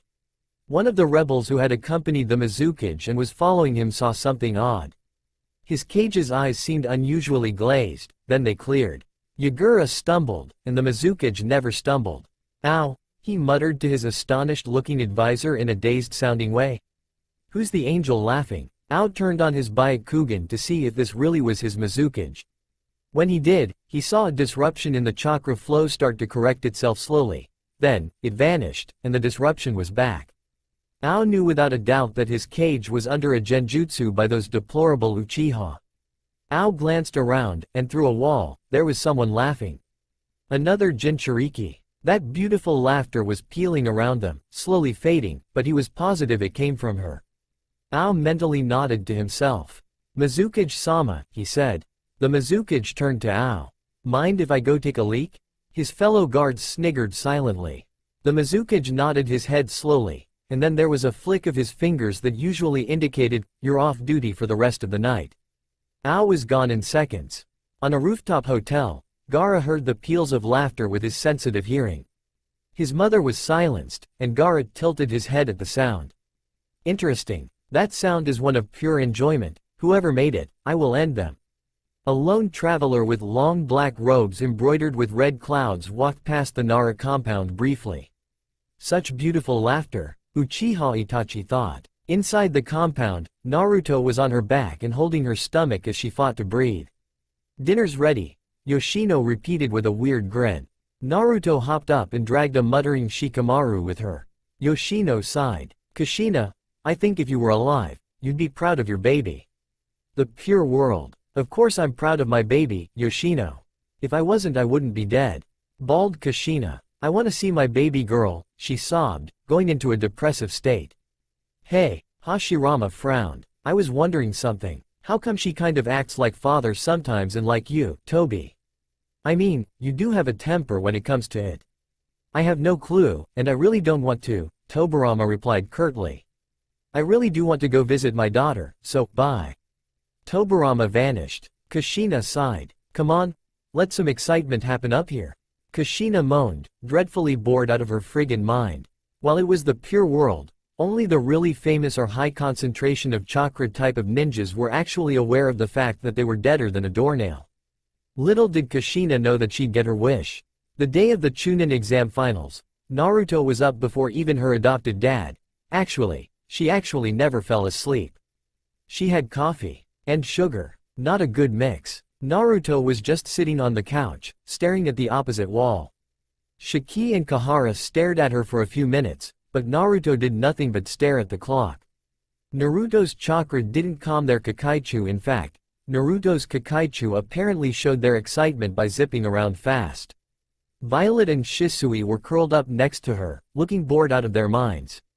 The minutes ticked by. The hours fell away, and then it was almost 40 minutes before noon, the time set for the exams. Naruto blurred into action. In 5 minutes, a basic mission pack was on the living room table. Kahara, Shiki, Shozen, Kahara's Ninken, Violet, and Shisui were all staring as Naruto packed all of it, even hidden Hireishin blades. So she had mastered the Hireishin. As the 5 cages, plus the Otokage guy, were there, they were definitely going to get a good example of Konoha's might. A certain really old geezer with a lot of back problems shuddered violently as he had a bad feeling, then promptly yelled as his back cracked. Painfully. Noon came, and Naruto and Team 7 were in the competitor's box, wishing Naruto good luck. Sasuke only glared at her with blazing hatred. She ignored that. "Naruto." Kakashi's voice cut into her thought as she saw the amount of people filling up the stadium. "Since you're wearing black today?" Indeed, Shiki had flatly said that she was not wearing orange to a final exam. If nothing else, that was a question of her sanity, and she had reluctantly agreed. "Will you wear this?" It was a Haori reminiscent of her father's. The only thing different was it was shorter and didn't have the words, Yandaime Hokage, on it in kanji. "Arigato, Kaka-sensei," she said, tears building up. "Show you what you're capable of, Uzumaki Naruto," Kakashi said fiercely. "Hi, sensei." Naruto nodded, and Kakashi's eyes smiled. Then bent and pulled her in a hug. "Do him proud, Naruto. Do them both proud." "I will, sensei." A mint-haired girl from Taki was watching curiously. She was in the second round, facing against Naruto and Gaara. If Naruto won, it had been a seriously last-minute change. Naruto took a deep breath. She took out her eartails and, thanking Kami that she'd added length to her Hite 8, she tied it around her head on her forehead, the long eartails free of confinement. Then, the Chunin exam's final matches will commence. "Hyuga Neji, Inazuka Aburame Uzumaki Naruto, please come down." Naruto let out a choked giggle that sounded more like she was a balloon letting out air. "Wish me luck," she said in a squeaky, nervous voice. The cage watched as the branch member and prodigy of the Hyuga walked down. Then almost all of their hearts stopped. A hush descended onto the arena as Naruto walked out onto the field. He held his head up proudly. His Haori moved as he walked, the chain glinting in the sun. His yellow hair seemed to reflect the sun. His cerulean blue eyes gleamed with determination. Everyone was staring at the boy who, if the fang tattoos had not existed on him quite yet and had no whisker marks, was almost a miniature yellow flash. Then they settled. Naruto had a pack on, but his Ninken was nowhere to be found. Oh, wait, there was his dog, on his head, and his fox right next to him, licking her paw coolly. "Hajime." The fight commenced. For a single second, neither boy moved. Then, as if choreographed, Naruto and Neji ran towards each other, hundreds of Naruto appearing like it was nothing. Naruto didn't play the same trick like she had played during the prelims of the Chunin exams. Rather, he sent out long-distance clones who were dispersed a few times. Naruto was frowning, debating. Naruto looked up in the general direction of the cages, and Hiruzen gave the briefest nod. Then the group of Bunshin dispelled themselves, and then an orange flash appeared on the arena floor. Sarutobi Hiruzen grinned darkly as the son of Kushina and Minato completed an Uzumaki swirl. The point was to reveal potential, something Konoha definitely had. Then, Neji used his Kaden, the Hyuga ultimate defense. Naruto smirked. "Oi, Neji," he called over to him. "You just going to reveal all of the Hyuga techniques or just come over and fight me?" Neji stared at Naruto for a minute. "You're fast." "Impossibly so. My Byakugan could only pick up an orange flash. I suppose I really do take after the Yondaime, huh?" Naruto asked, ridiculously puffing his chest out and looking utterly dumb. Hiruzen wanted to slam his head into a wall. Naruto depuffed himself. "But I have a promise to Hinata to keep." "Come on, Naruto. I didn't mean to almost kill her. She was pissing me off with the way she acted weak." Did the arena and cages hear correctly? Did everyone just hear one of the Hyuga clan that, with its exceptions like Hinata, always seemed to have a bunch of serious-faced people with sticks shoved so far up their butts that they rivaled only the Uchiha in terms of arrogance? Naruto sighed loudly. Yeah, but I got angry at you, and I don't go back on my promises, because that's my Nindo, Tte. Let's fight, Neji, and may the best clan win. You're on. Taijutsu first? Nah, that's one of my best areas.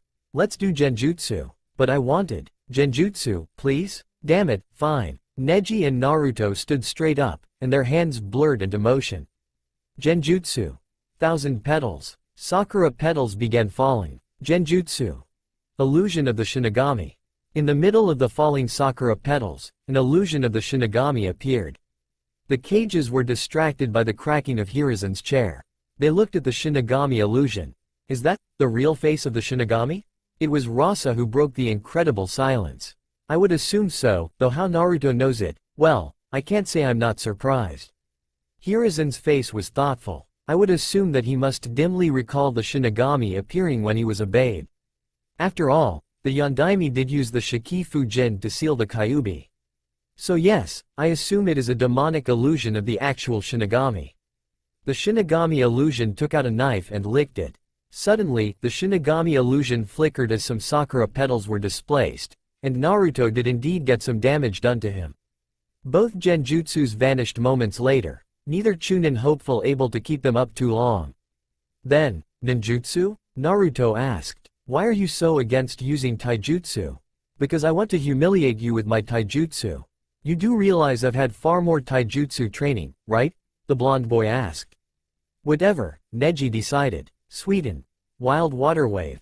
Water was expelled out of Neji's mouth. Sweden. Wild water wave, echoed Naruto. A weaker, but most definitely a version of said technique, appeared. Sweden. Water dragon. A dragon twisted out of the water. Fuuten. Great breakthrough. Wind blasted through the arena, a massive release of chakra that was poured into the technique. Enough, Neji barked. Naruto sighed, the sigh echoing through the arena. Okay. Naruto grinned widely. See ya. For a minute, no one moved. Then, secret ninja technique of Konohagakure. Senin Garashi. Neji went flying. A simple and quite humiliating move. Seeing as I think Neji has literally been sent flying, Hokage-sama, do I have to announce Naruto the winner? Asked the proctor. Yes, the Hokage said, his head in his hands. Bring Naruto up to me, please. Naruto was shoved into the cage area, where the cage looked at her criticizingly. Naruto, whatever made you think you should use that attack? The Hokage questioned her. Kaka's-sensei showed me it, Hokage Jiji, the blonde male said. His blue eyes met the eyes of the other cage without fear. Can I go get ready for my next match? I mean, Shikamaru's is next, and his will be even lamer than mine, I bet. Plus, I beat Neji. Hopefully when I see him later he won't kill me. She smiled. Go on, the Hokage sighed.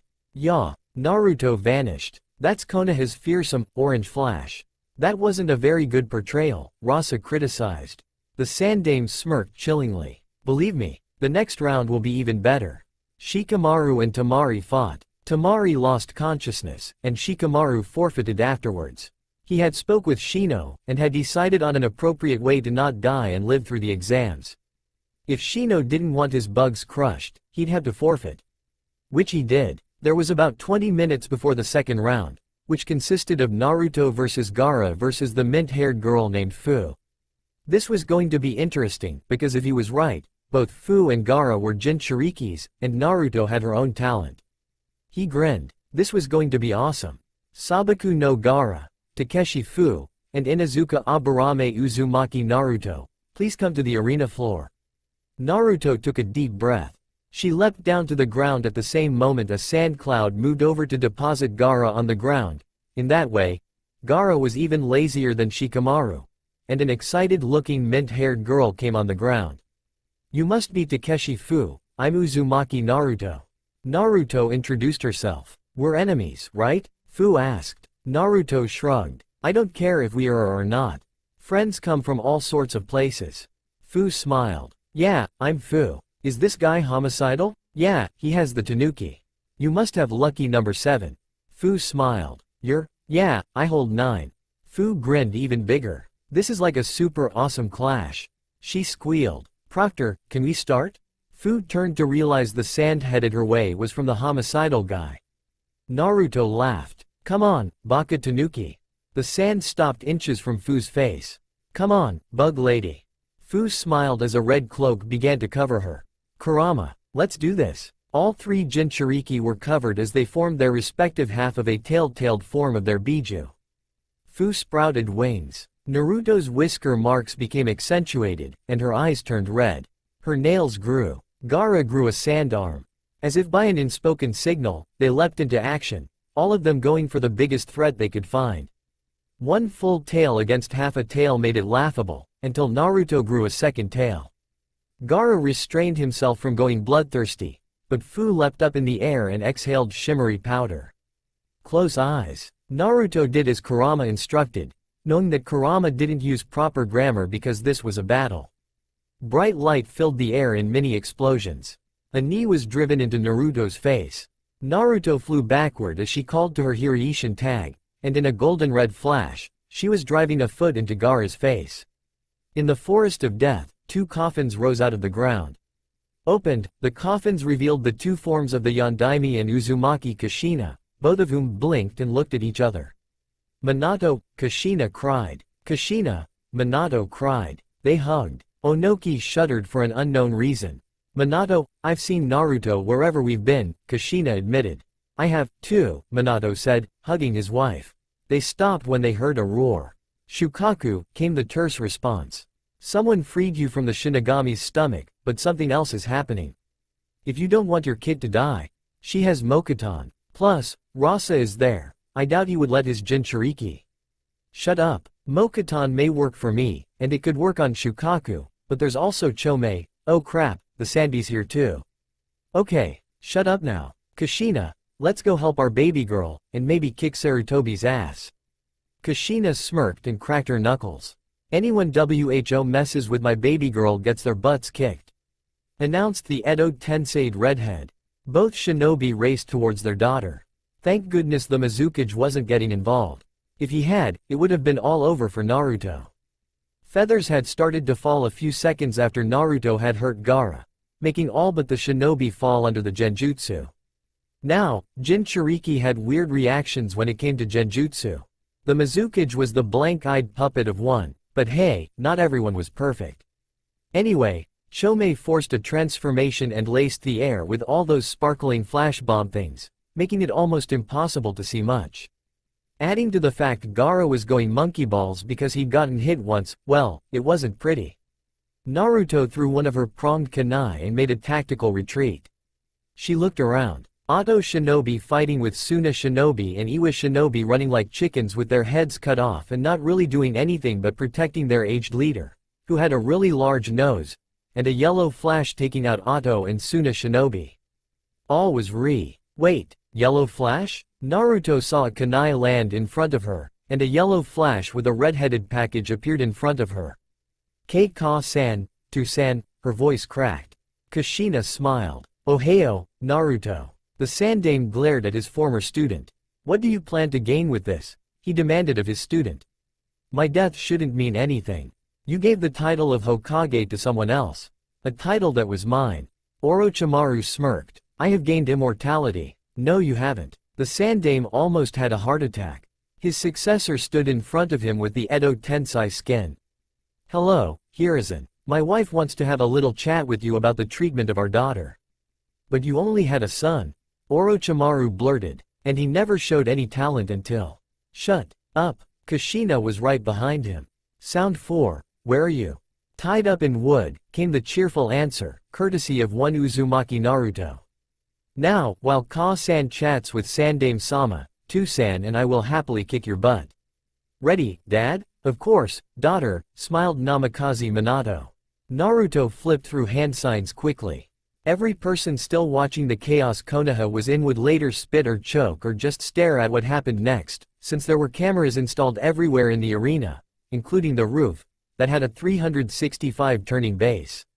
In a bar in a random town, using some of the money she'd just won, Senju Tsunade drank her first saucer of sake that day as she watched the video with a throb of pain and slight self-disgust at herself and Namikaze Minato for reasons she had told no one.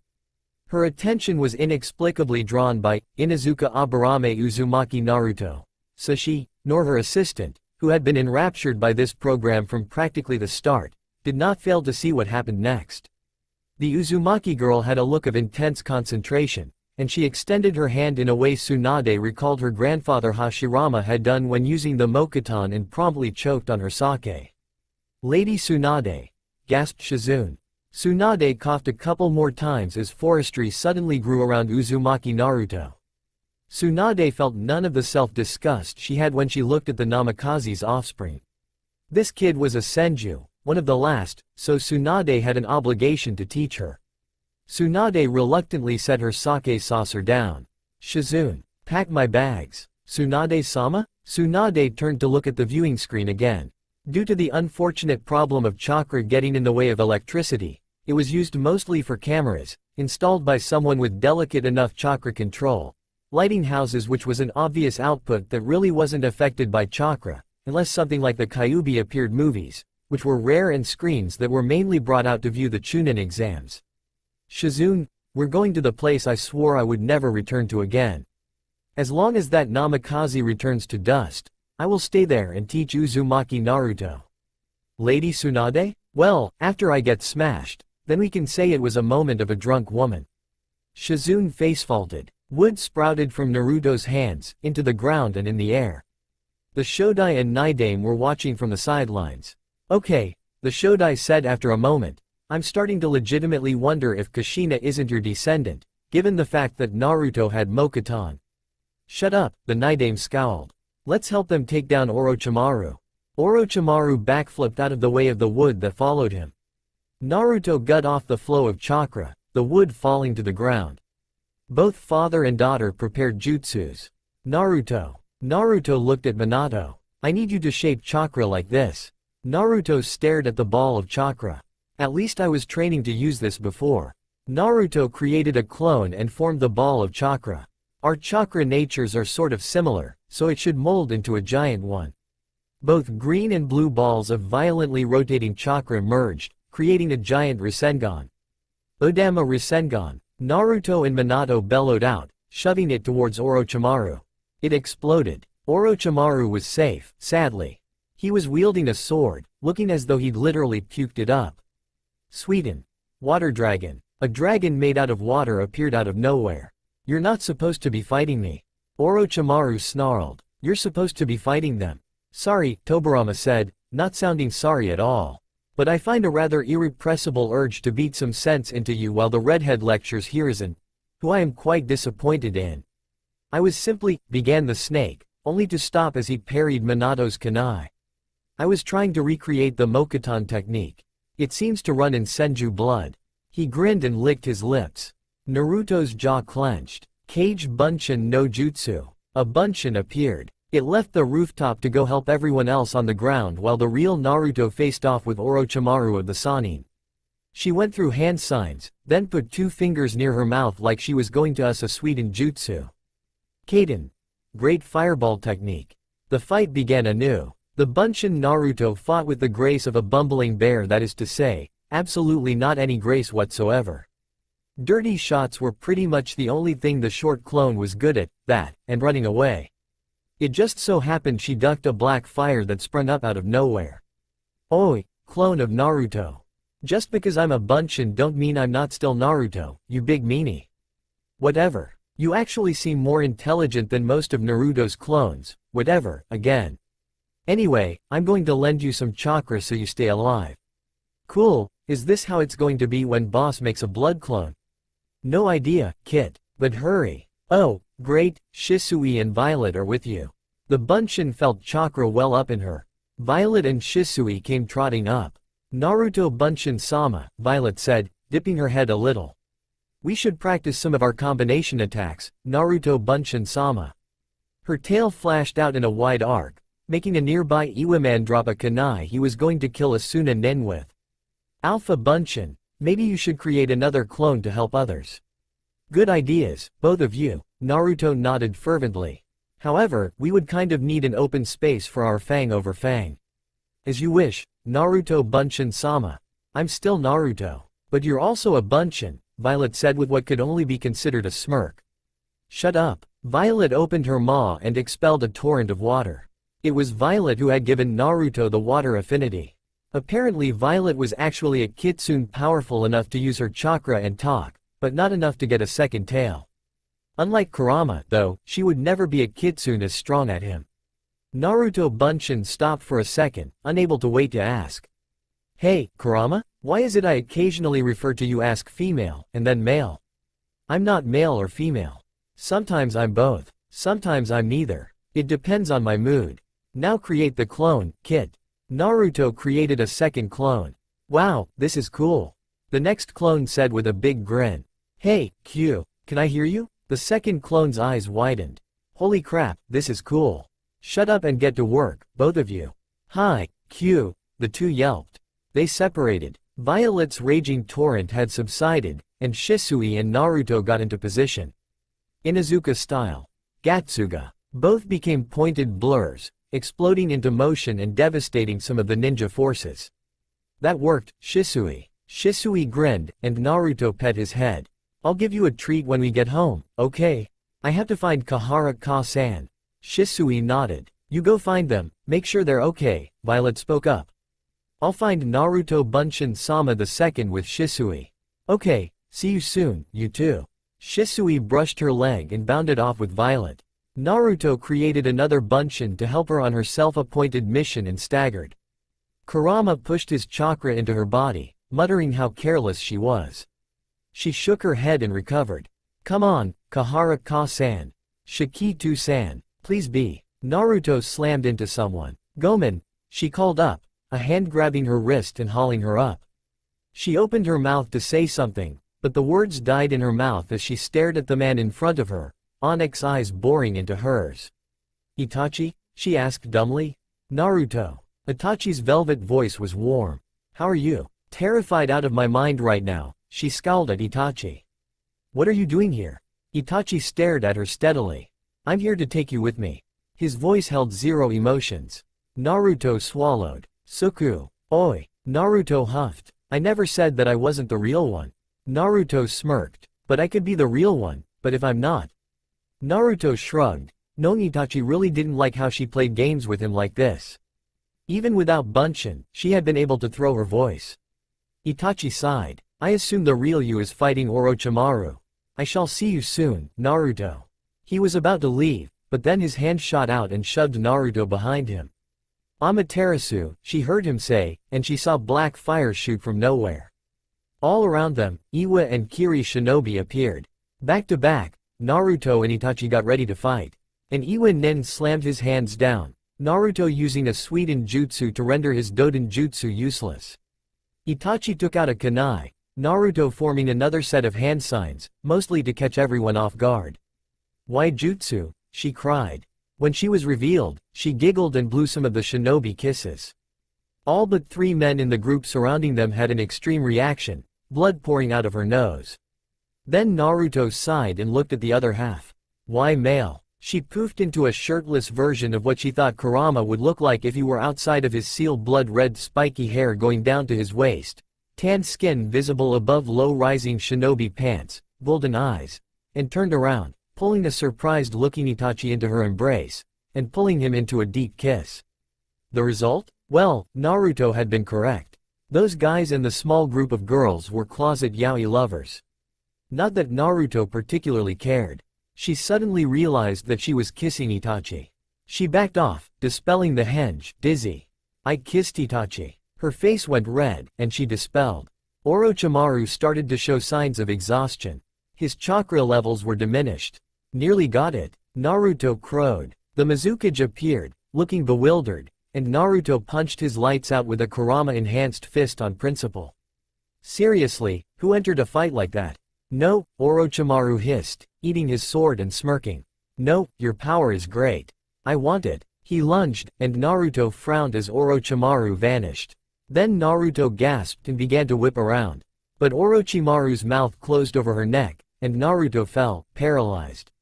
A seal burned its way onto her skin. I'm lucky I got to dear Sasuke, but you, little Uzumaki, will be a prize I shall wait for.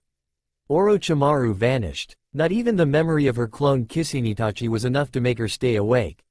The last thing she saw were glowing green chains wrapping around her, warm as a mother's embrace. Kahara Ka-san, Shikitu-san, her cloned Kakaichu buzzed under her skin, nudging her in the correct direction. Violet turned to her. Dispel. You do not have enough chakra. Plus, I think Naruto-sama is injured. Yeah, we'll find Kahara and Shiki, Shisui added. Naruto Bunshin internally warred with herself, but she found herself nodding before she dispelled herself. All of the Bunshins sent out in the battle dispelled themselves. They couldn't risk having their original die. As the chaos wound down, with the Mizukage ordering a ceasefire, the Suna Nen captured and being led to the cells, the case cage being shadowed by the best of the best, Onoki escaping with no evidence of any Iwa Nin being in the battle. With the only exceptions being their Jinchuriki, who had been sleeping in a Konoha hotel room, Gaara being held in a seal-induced sleep, and Fu sitting morosely by Naruto's side, everyone was still tense. Shockingly, the red light district had remained untouched. The Yondaime hadn't crumbled yet. His daughter needed him. He was researching into everything about Orochimaru's seal. Kushina stayed by Naruto's side. A young woman came by. She looked pretty ordinary, and she was a shinobi. Her gleaming Hite 8 indicated that she hadn't been on active duty, but she'd been newly reinstated. She knocked on the door, and Kushina looked up. Can I come in? I'm an acquaintance. Kushina cut her off. Narissa. I was in the pure world, watching her. Yeah, Narissa shifted, a little awkwardly. Have you spoken to Anko? She has some insight. Narissa shifted. And, your daughter is a really bright light for those that know her. Is. Kushina nodded, a soft smile coming to her mouth. My baby girl is so awesome. I'm proud of how strong she is. I'm proud of her. Naruto's hand twitched. Kushina pounced on it. Then Minato came in a flash of yellow. Kyuubi told me to tell you Naruto has to wake up, then go through all the stages of the cursed seal. Naruto's bonds are a key role in this. Let's just pray she lives. Another shinobi entered the room. Yondaime-sama? Uzumaki-sama? Uzumaki Naruto's, well, her adoptive parents, Aburame Shiki and Inazuka Kahara. The nurse hesitated. Spill, demanded Kushina. If Uzumaki-san wakes up, she'll be waking up an orphan. Sir. The nurse bowed and left after swallowing. You know, you can't stay here with me forever. You're irritating. One of the Kyuubi's tails gently unfolded and wrapped around the shinobi. I know, Kurama. Naruto sighed. She stood up, absently stroking Kurama's fur. I hope Kahara Ka-san and Shikitu-san are alive. Naruto forced the worst thoughts of it away. What do I have to do? Activate the cursed seal, and focus on your reasons to live. Naruto's eyes shot open, startling everyone around her. She got up, not caring for the fact that she stumbled. Got to activate the cursed seal, she informed the room at large. Oh, hey, Neri.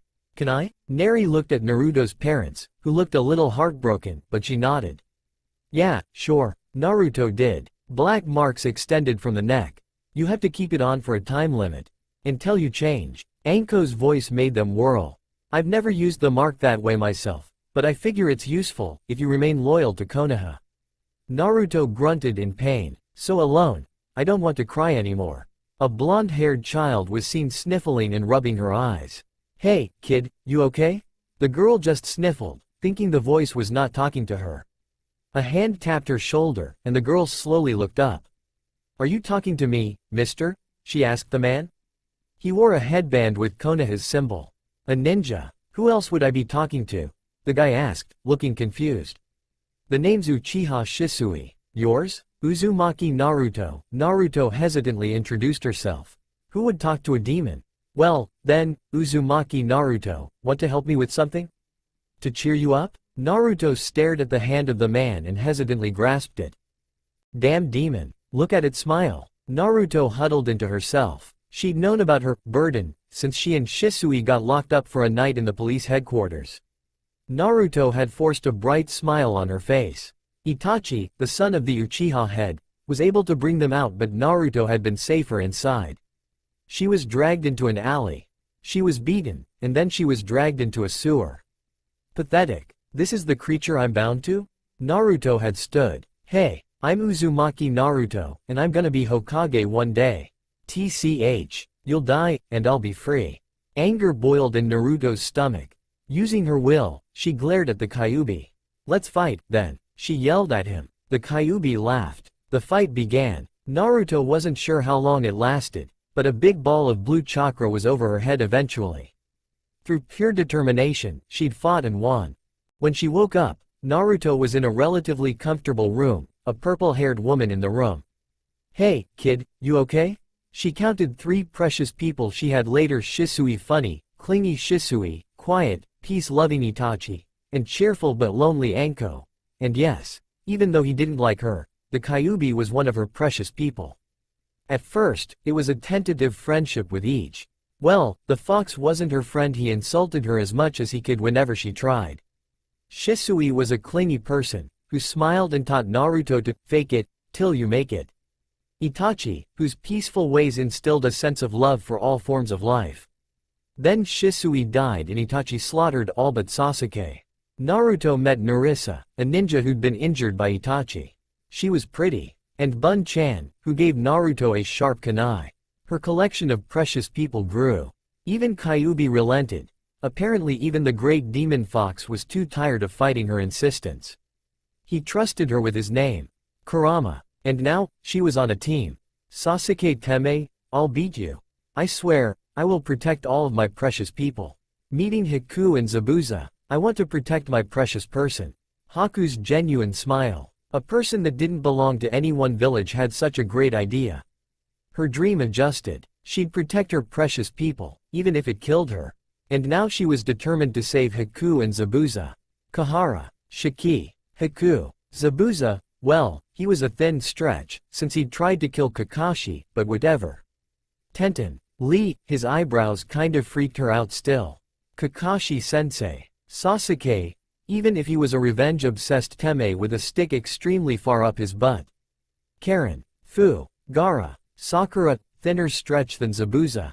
Tayuya, Neri, Anko, Neji, Hinata, I'm going to live, the Ka-san of the brothel.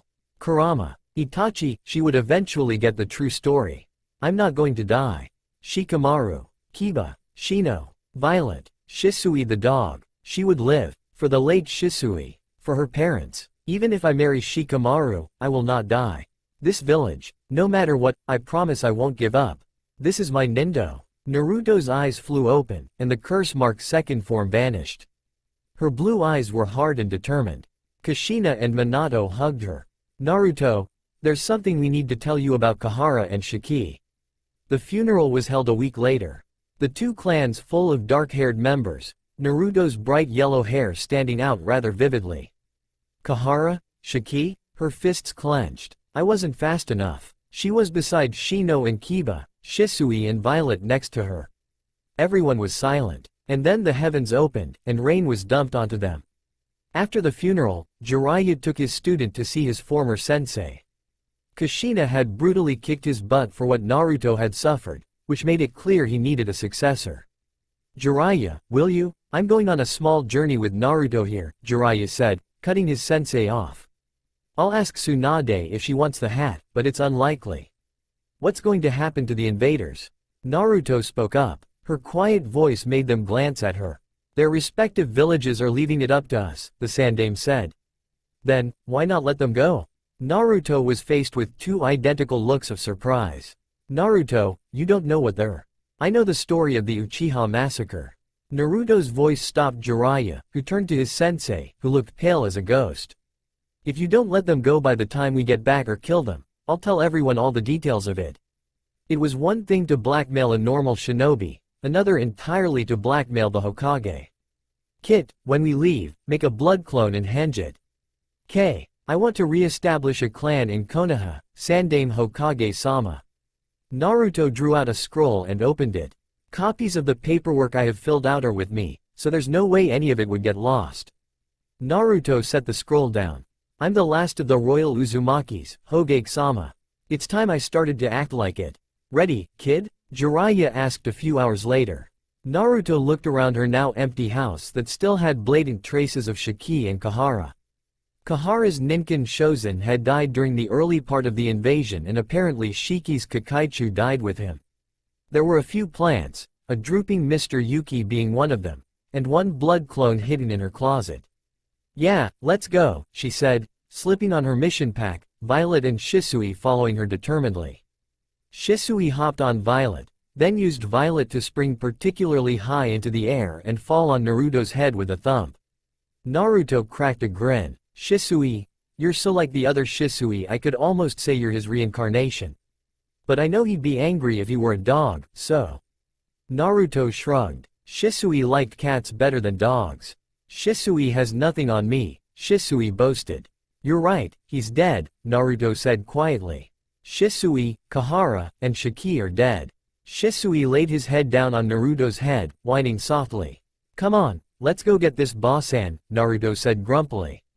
"Don't call her that," the spiky white-haired man warned. "She can destroy a ton of something in just a flick of her fingers. When she really pulls back on her strength, it can send you flying." "Sounds like the pink banshee on Team 7, Naruto commented. She walked out and shut the door to the silent house, Jiraiya having exited minutes before. "So where was she seen last?" "A town called Tanzaku-gai," he responded, walking ahead of her. "It's about a week away. We're going slow so your chakra can replenish, and we can work on your sensor skills while doing that." Naruto tilted her head. Jiraiya's chakra felt strong and natural, something that seemed to fit in with the world around him. It was almost impossible to pick his signature up from everything around her. Violet's chakra was small, but calm. Shisui's was excited and happy. Naruto smiled. She may not have eaten any ramen, but it was a start. They made it to a town without any fanfare or rogue ninja crossing their path. In fact, they began tree jumping soon after they had left, and had made it there with plenty of daylight to spare. Jiraiya spotted a lovely-looking dark-haired woman winking at him, and she began to leave.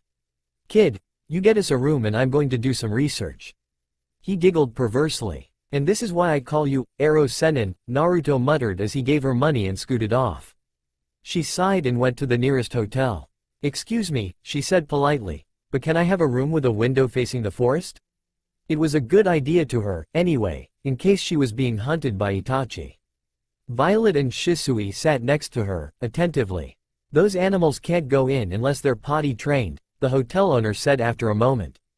"Of course we're potty trained," Shisui said indignantly. "What do you think we are, animals with only the basest instincts? We're the companion to a frigging ninja, dumbass," Violet growled. Then she turned to Naruto. "Come on, let's go find other things to spend that author of the Icha Icha series' money." "Wait, you know Jiraiya? Can you get me an autographed book if I let you stay here for free?" The man was a pervert. Naruto turned around, pretending to think. "Well, as a matter of fact?" Naruto transformed into her Tenchi self and smirked. "Maybe not for free, but I can certainly make your dreams come true." A single wink was all it took. His nose bled. "On the house because I'm married," he squeaked. He beamed at her, and Naruto took the card, gave him a wise smirk and an autographed book of Icha she kept on her person. Because there were always those secret perverts. Then walked down the hall, putting an extra sway on her hips. When she got to her room, she opened the door and sighed. She hadn't allowed herself time to grieve because of what had happened. The invasion of Konoha made it easier to focus on training and not herself. She took out a blank scroll. This scroll wasn't designed for fuinjutsu like some were. This was a scroll to simply write important things on them. Like documents. However, Naruto didn't plan on using it like that.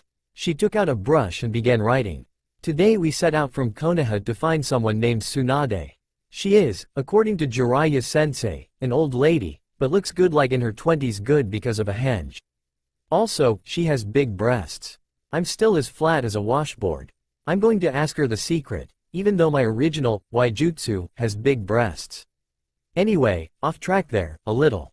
I lost my second pair of parents, Inuzuka Kahara and Aburame Shiki, during an invasion. I'm marrying Nara Shikamaru as soon as I get back, which means that I'm going to be married and holy crap it's suddenly caught up to me. I'm getting married after we convince that Tsunade woman to come to Konoha.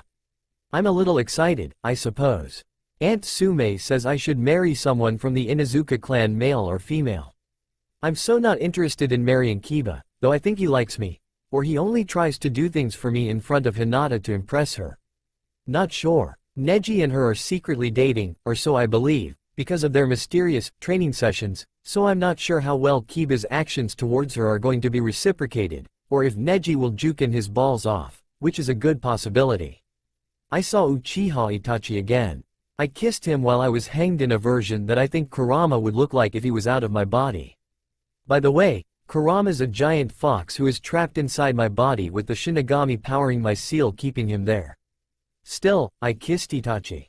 It's Sasuke's brother. I mean, he's not like Sasuke. If he was, Kami forbid everything. There's already one revenge-obsessed brother whose sanity is, at this point, questionable at the most, but he's Itachi. Currently a missing nin who wants me. I really hope he ain't a pervert. Otherwise I'm going to have to use my anti-pervert ninjutsu. And no, it's not my waijutsu. If anyone other than those I trust can read this, especially Itachi, I am a nutcase that escaped from the nut house and am writing this because I have gone monkey balls. Uzumaki Naruto. Naruto, we should get some sleep, Violet said with a yawn. My chakra needs to rejuvenate from tree jumping. So does mine, muttered a drooping Shisui. Alright, let's get some sleep, then, Naruto decided. She rolled up the scroll and put it in her backpack. Naruto took one of the beds, Shisui and Violet assuming comfortable positions at the end of it. Naruto realized that, since she hadn't properly slept in ages, she was definitely going to sleep well. Kurama started to purr in her mind, easily luring her to sleep. Naruto jolted awake. Two chakra signatures were making their way down the hall. One was Itachi's, one was monstrous. Almost equal to Naruto's. Almost, seeing as Naruto had been expanding her chakra reserves on a daily basis by using Tenshi since she was little. She'd been a person even the Anbu captain could talk to. Sure, some people went insane when they heard the stories, but most of them stayed professional and quite sane. Well, mostly sane. She woke Violet and Shisui up rather fast and silently opened the window. The dog and fox slipped through, Naruto grabbing her pack and Jiraiya's giant-ass scroll, which she silently cursed at for being so big and heavy. She slipped out at the last possible second, silently darting away from the room, Violet and Shisui using tiny chakra spurts to hide themselves as normal-looking animals. Naruto used her solid transformation to make Jiraiya's scroll look like a random berry, not too circular, yet not too similar to the other berries, and transformed her pack into a stick. Then, using the same technique, Naruto turned into a squirrel. Not a flying squirrel, just a normal squirrel. Naruto trembled on the branch as near silent steps clacked on branches. Naruto dashed away, up the tree trunk, as there was a voice. Kisame, you and your sword are going to give us away. It's Samahata's fault. There was a gurgling. Shut up. Now, Samahata said there was 5 chakra pulses. Most likely Uzumaki and her ninkin, though I bet they're disguised. Why not use a release jutsu? Uzumaki is a rare solid transforming person. She literally transforms into the object or person. How do you know so much about her? She kissed me in a solid henge.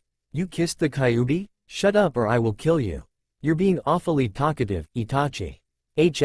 And I wasn't actually trying to make you stop talking, either. The two ninjas stopped right below where Naruto was hiding. She peeked over the edge of the branch. There, Itachi vanished, and Naruto felt a hand grasping around her middle. She found herself shocked out of her transformation. She choked as Itachi shoved her against the tree. His onyx orbs had a bit of sadness in them, if that were possible. Any last words? Shisui. Run, she choked out, hoping her voice reached her Ninken and Fox. Kurama growled. Pathetic, Naruto. You can't fend them off. Kurama? It looks like I'll have to get involved. Itachi watched Naruto's eyes close, her body falling limp. He felt a pang of regret as he slowly brought her body closer, and then Naruto smiled, and red eyes bored into Itachi's. Fooled you. Naruto brought her hand up and chopped Itachi's arm.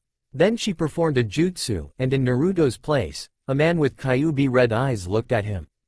His hair was almost exactly like Naruto's when Naruto had kissed him, long and spiky. He wore no shirt, instead, he only wore shinobi pants. Muscles rippled. Visible black lines seemed to recede into a seal on the stomach. With another couple pops, 2 items appeared: the summoning scroll of the toads and Naruto's pack. Fear me, the Kyuubi grinned. Nails lashed out, Itachi very nearly not avoiding them. Killing intent filled the air, causing Kisame and Itachi to freeze. This ki was old. And that's only a tiny bit of ki, the Kyuubi scoffed. Now, I'm going to give you one chance. Leave and tell them that I will not go into that blasted statue. Ever. Second option is that I slaughter you. Fang-like teeth gleamed as he grinned. Like I said, your choice. You know about the statue? Itachi asked, trying to delay. The Kyuubi could kill them. 2 of the Akatsuki could hold off a single Biju, but their instructions were not to kill them. But the killing intent froze them. No duh, the Kyuubi said with an eye roll. I'm a Biju, lived thousands of years. You think those thousands of years have been used sitting somewhere and knitting, boy? I can create a tsunami with just a swipe of my tails. That night, when I was controlled by that definitely not Madara guy, I didn't fight too hard cause I loved using Bijudamas. I didn't fight hard because that wasn't even a fraction of my strength. The Kyuubi disappeared, and Kisami's sword was embedded inches from his unconscious head.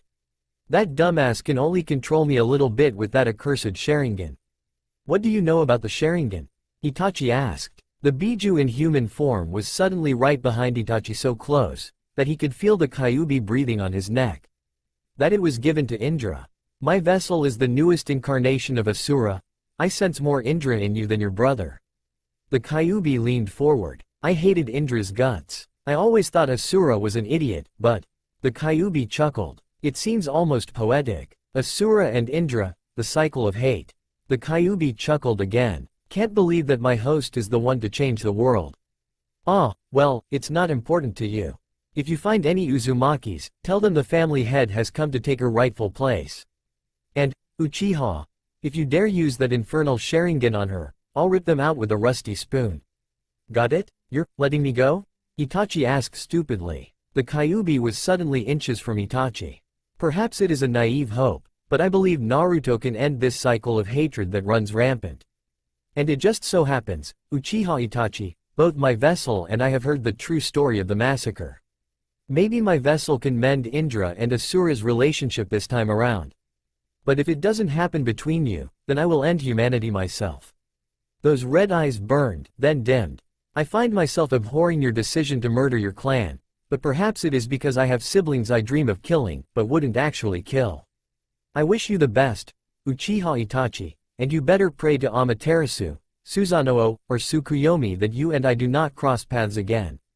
And, Sushi, if you get up, I will kill you this time, for real. So Kisame was awake. Had he heard? The Kyuubi gathered up the Toad Sanin's scroll and Naruto's pack, absently slamming a fist on the back of Kisami's head and knocking him out. The Kyuubi grinned and appeared before Itachi. A fist was all the still shell-shocked figure saw right before he blacked out. Jiraiya entered the hotel room to see a tall figure crawling in with Jiraiya's scroll. Jiraiya tensed, then red eyes glanced at him. Why are you in charge? He demanded of the Kyuubi. The threat of ramen wouldn't work this time. This time the Kyuubi was serious. Uchiha Itachi knows we are here. I'm getting a general idea of what they want me for, the Kyuubi rumbled. I mentioned the freaking Gedo Mazo statue and it's confirmed, meaning they plan to resurrect that lady. Who? Jiraiya asked lowly. The Kyuubi glanced outside at the moon with a slightly scared look. And it terrified Jiraiya. He doubted that the Kyuubi had ever been so afraid. I'll tell you later, the Kyuubi said. Right now we need to leave before those guys wake up. Violet, Shisui, meet us at Tanzaku-gai. As you wish, Kyuubi-sama. Shisui waited until Violet had slunk off after talking before turning to the Kyuubi and growling at him. You hurt her and I'll do my best to rip you to pieces. With that, the dog vanished.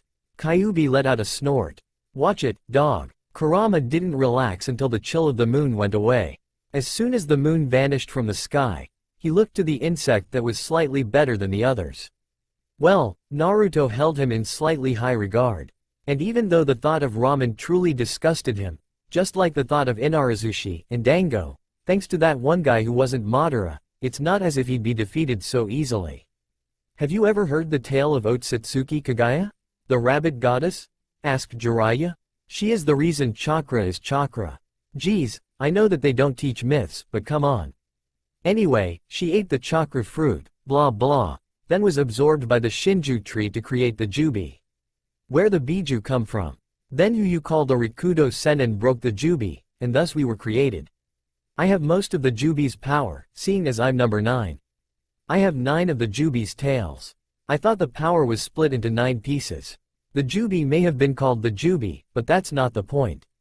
I have a fraction of the Jubi's power, blah blah. Anyway, old man Senin decided to seal his mommy dearest, creating one of the celestial bodies that rule the sky. Kurama glanced at the sun. The moon is made of the Jubi's body. Using the Gedo Mazo, a statue that can hold the 9 Biju, they can open up the Shinju tree again and revive that bitch. You just called the creator of chakra a bitch? Yeah, she was. She got all jealous that her boys Hagoromo and Hamura had chakra when she was supposed to be the only one with it. If they're collecting the Biju, then it means what I sensed in Konoha was true. What did you sense? Jiraiya questioned seriously. Kurama eyed the man. He wasn't ready to know the truth. But he decided to tell him indirectly, anyway. Was there ever an Uchiha who loved to eat dango like my pathetic vessel likes to eat ramen? Jiraiya considered it. Well, there was Uchiha Obito, but he died during the Third Shinobi World War. There was a pause. But you already knew that, didn't you? You were stuck in Kushina at that point. Yes, because I had nothing better to do. Seeing as I was tied up in my large form and impaled on stakes, Kurama informed him dryly. As much as I hate you Ninjin, I hate Uchihas way more. And it was that kid, Obito, that took control of me that night. I would assume that Madara had died only a few years prior, like maybe 5 years before. Trust me, I have an extremely sensitive nose. I could tell from the smell of death that Madara died. Plus, White Zetsu was helping Obi. Whoever. Death's scent is never truly erased. Kurama wrinkled his nose. Naruto was still sleeping as a result of Kurama forcing her to sleep with only a little of his chakra being used to keep her under. If he was to coexist with Naruto, information had to be given so he could be trusted. Look, if you want to doubt me, go ahead. Kushina wouldn't have lived long after my extraction unless someone gave her medical care. They didn't, so she died after I speared her and her husband with my talent. I will not let this vessel die. If I am sucked out into the Gedo Mazo, then she will not live. Report. Leader Sama's Rinnegan eyes glared down at Itachi. Konan and Yahiko stood quietly behind Leader Sama. The Kyuubi knows, Leader Sama, of the statue. Everyone present, hologram and otherwise, turned to stare at Itachi. Kisame. Is this true? Itachi waited for Kisame to say that it wasn't, and Itachi was a traitor. If Kisame truly enjoyed killing, that is what he would do. Yes, Leader Sama. I heard the entire conversation. The Kyuubi knows of the statue. He did not kill us because of his vessel. So the demon's vessel is his weak point. Kisame, Itachi, you are to finish your task and bring the Kyuubi here. Alive, but I do not care if the vessel is harmed or not. Even if the plan must first come through the Ichibi, we will wait those 3 years out patiently. Do you understand? Hi, Leader Sama. Itachi and Kisame were left alone with only Deidara, who scoffed at them. You guys failed, he mocked them. So even Itachi can fail, Itachi said nothing, only left the room as quickly as he could. Naruto looked at the casino in front of her. No Uzumakis was printed in large script over the entrance. And she's supposed to be here? Naruto frowned. Then a glimmer of sadness passed over Naruto's face, but she pushed it aside for practicality's sake. She entered the casino and spotted a few Konoha Inuzuka there. Instantly, they sniffed the air and then looked at Naruto with pitying looks. Obviously they could smell Kahara and Shiki on her. Her Kakaichu buzzed under her skin, fortifying her resolve. And you are? Asked a man who appeared in a waiter's outfit. Inuzuka Naruto, Naruto said, flashing a naturally sharpened fang. Thanks to the blood adoption, Naruto's teeth were sharper than most shinobi's teeth. I'm here to play. No underage children. I saw your rule sheet, Naruto said, jabbing a thumb at her Hite 8. As long as an unslashed Hite 8 is visible and shinobi ID is given, no patronage of ninjas is refused. Shiki's training in logic had worked, it seemed. I have my genin ID, if you want it. The man blinked. You say you're a genin? Look, Naruto began angrily, I said my name is Inuzuka Naruto, baka. And you are testing my already frayed patience. The waiter gulped. My apologies, Genin-san. Please, to this table. Naruto followed him to the highest bidding table. Naruto paid in, as she could see a blonde lady with a jewel in her forehead. Senju Tsunade of the Sannin. Naruto, I've never smelled this lady before, but now I know who it belongs to. Naruto, she's Minato's mother. And your grandmother. Naruto flinched. Another person that could die because of. I'm giving you a piece of advice, Naruto, you better grieve properly when we get back to Konoha. It's not healthy. Shut up, Kurama. I'm not in the mood. Naruto sat in the seat and slid all her chips in the middle. All in, she said in a raspy tone. The Inuzuka member at the table gulped and took his cards. I'm out, he said, throwing a glance at Naruto. Naruto was taking a gamble, certainly. But Jiraiya had told her something that the Uzumakis were definitely notorious for, other than their amazing ceiling configurations, their unbeatable luck. Well, Uzushiogakir's fall wasn't good luck. It had been an assault of epic proportions. The one thing Uzumakis could never fail at was winning a bet, Jiraiya had informed her. Uzumakis couldn't bet against each other, because it ended up being bad luck for whatever the bet was on. However, Senjus are legendary for being positively crappy at gambling. Save when it came to each other, then it was always good luck. Naruto was taking a gamble. Inuzukas weren't all that widely accepted at gambling houses because of their noses and knowing what any but the Aburame were feeling. Aburame weren't really accepted because of their habit of having perpetual poker faces, and the pheromones the Kakaichu gave off to fool an Inuzuka. A few people gave all in, but not all did. The drunken blonde did, though. The black-haired woman at her side looked horrified. Naruto stared at the pig the lady was holding. Seriously? A pig? Naruto shook it off. A few seconds after, Naruto put her cards out and grinned. She knew poker from having watched it many times at the brothel, though she preferred to play war or go fish. Royal flush. The drunk lady swore loudly. Lady Tsunade, you shouldn't. Naruto grinned at the lady. Don't worry about it. Lady Tsunade, huh? The legendary sucker. The woman's eyes seemed to clear of their drunk haze as everyone else cleared the table in disgust. I saw you when the Chunin exams were going on. That's right, Ba-san. Naruto grinned. The woman's eyes seemed to burn. I'm here to bring you back to Konoha. There was rage in Naruto now, but she didn't let it show. Naruto, there's something we need to tell you about Kahara and Shiki. What, are they okay? Naruto's fear that her parents were not okay suddenly shot higher. Naruto? Narisa's face was sad. Naruto clenched her sheets. Shiki and Kahara were killed by some Iwa Nin. We don't know their names, but Shiki's Kakaichu destroyed the Iwa Nin before Shiki and Kahara died. Their bodies are still. You're lying. Naruto didn't want to believe it. She stood up. I'll show you. They'll be fine. Naruto darted down the hallway, Narisa running after her. Naruto. Wait. Naruto ran faster, her nose leading them to Kahara's and Shiki's sense. She slammed into the morgue, not noticing the morgue sign above it. She skidded to a halt at their sides. Kahara and Shiki both lay there. Wounds littered their bodies, wounds that were superficial. Then her eyes took in the sight of their slashed open bodies. Tsunade of the Sannin could have healed them. If they'd gotten to the hospital earlier, if Tsunade had been in Konoha. Naruto, we're sorry we haven't been here for you. Kushina's compassionate voice filtered through the air. And we truly can't be here, not really. We get to fully get our affairs together, but then we'll have to leave. I understand. Naruto's voice was hollow. She left the morgue almost robotically, not glancing at the other dead. She felt like throwing up. Kahara Ka-san is dead, so is Shikitu-san. Oh, the legendary sucker through the table? Naruto was instantly in her face, snarling like an Inuzuka. Come with me, and I won't kick your ass, Naruto swore. Tsunade flicked her. Pain burst in her forehead, but she backflipped and created a shadow clone as soon as the dust cleared. I'll make a bet with you. Naruto called with a grin. Oh? The legendary sucker couldn't resist a bet. Yes. In 1 week, I managed to surprise you with a jutsu, any jutsu you can name, and you come back to Konoha and become the newest Hokage.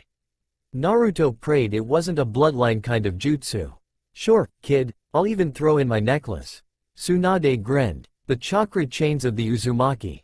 Go tell Jiraiya. Naruto let her anger pass over her face for one fraction of a second. Tsunade looked taken aback, but Naruto was gone. Hiri Shin-ing to the hotel, where she had placed a tag under a table. Naruto saw a note on the table. Kid, I'm headed off to lure the robed people away from you. Get practicing on whatever you want, I'll see you soon, okay? Jiraiya, you didn't leave me any Ryo. She growled. She sighed. Whatever. Kage Bunshin. A Bunshin appeared. But unlike her normal Bunshin, this one was Kurama. She couldn't let him out for long periods of time. Upon having to examine the seal on her stomach, because the seal would force him back into it, but she could let him out for about 3 hours. Hey, Kurama, she smiled at the demon, who smiled at her and rubbed her head. Hey, Kit, what are you planning? Well, I was wondering if you could check if my DNA has the Uzumaki chain thing in it, Naruto frowned.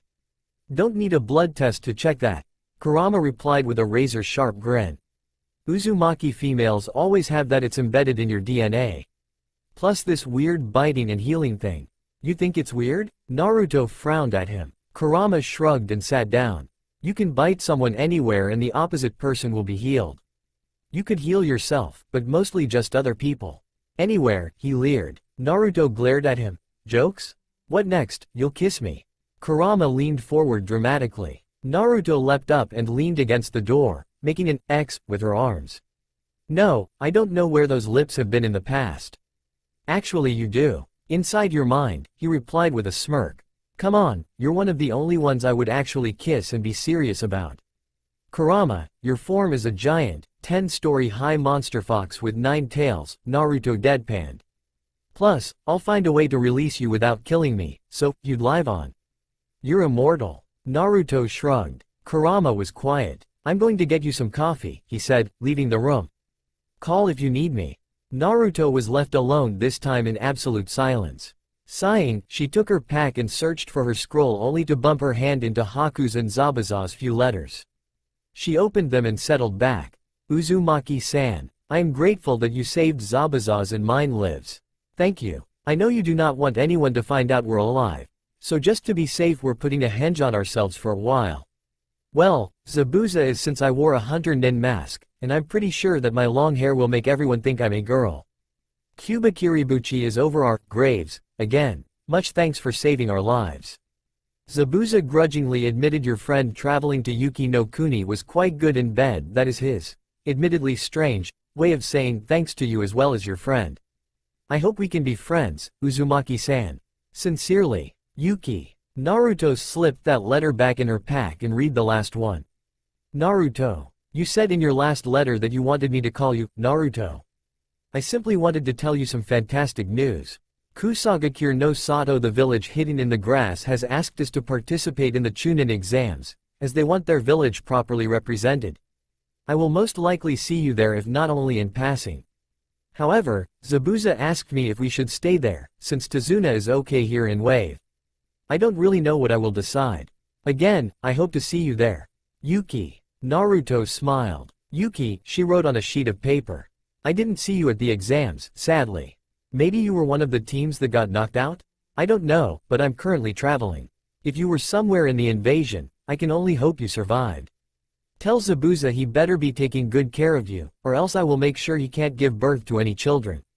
My adoptive parents died during the invasion, and now I'm trying to bet with the woman who could have saved them, who is, quite coincidentally, my grandmother on my real father's side. Crazy, huh? What I'm kind of wondering is why she never told my Two-san she was his mother. Perhaps I can ask her. Tsunade of the Sanin is my grandmother. Naruto paused, then she wrote again. Can you tell me if two people lived through the invasion and are still in Konoha, if you are still there, that is? One's name is Tayuya. She has pink hair and uses genjutsu chakra through her flute. She's from Otogakure, but she's also one of the only blood relatives I have left. Another is Uzumaki Karen, who has red hair and orange eyes, and she hailed from Kuso. I will be returning to Konoha soon, with or without the Sanin lady and Jiraiya of the Sanin. Naruto. Naruto walked out of the room, heading to a messenger stand that had men standing around, waiting for things to deliver. These were ninja hired by these kind of companies on a long-term mission status. She looked at the sign and winced internally at the prices they seemed to charge through the roof to get to one of the 5 great ninja nations. Well, most of them were from Taki, so.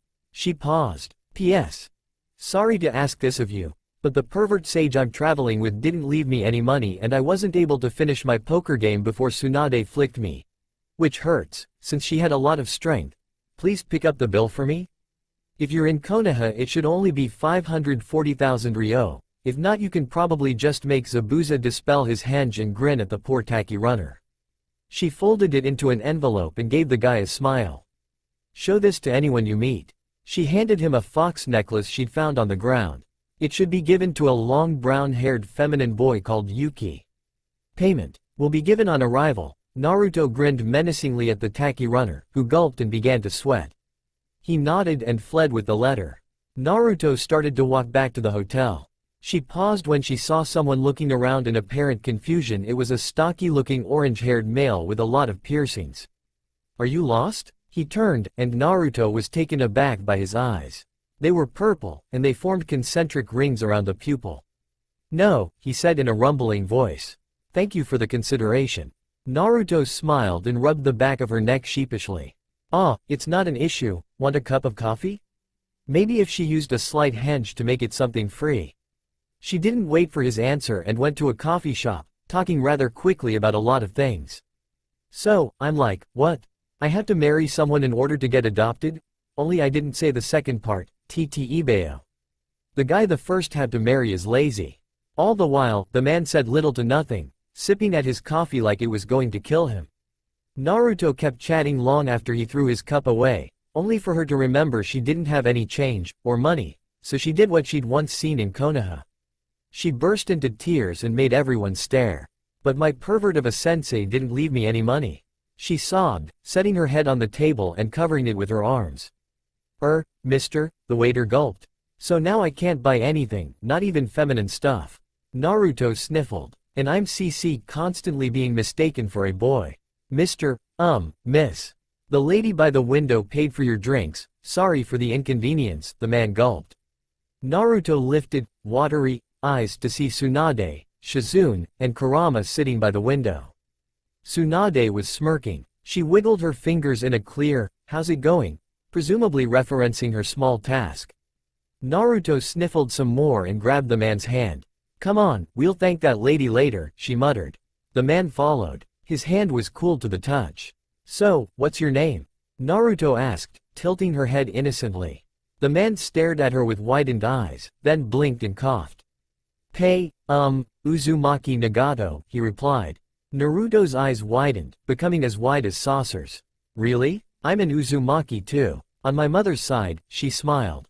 Well, actually, I'm from the main line, but I actually am also related to Senju Uzumaki Mito through my father. He blinked at her. But you have blonde hair. Naruto slouched, depressed. I hate it sometimes. She straightened. But it makes people underestimate me, Ttibeo. Still, that pervert sensei of mine. She raised a trembling fist and shook it at the sky. You're dead when I see you again, you stupid old pervert. That's all for now. If you want to see next part, then please like this video and subscribe my channel. Thank you.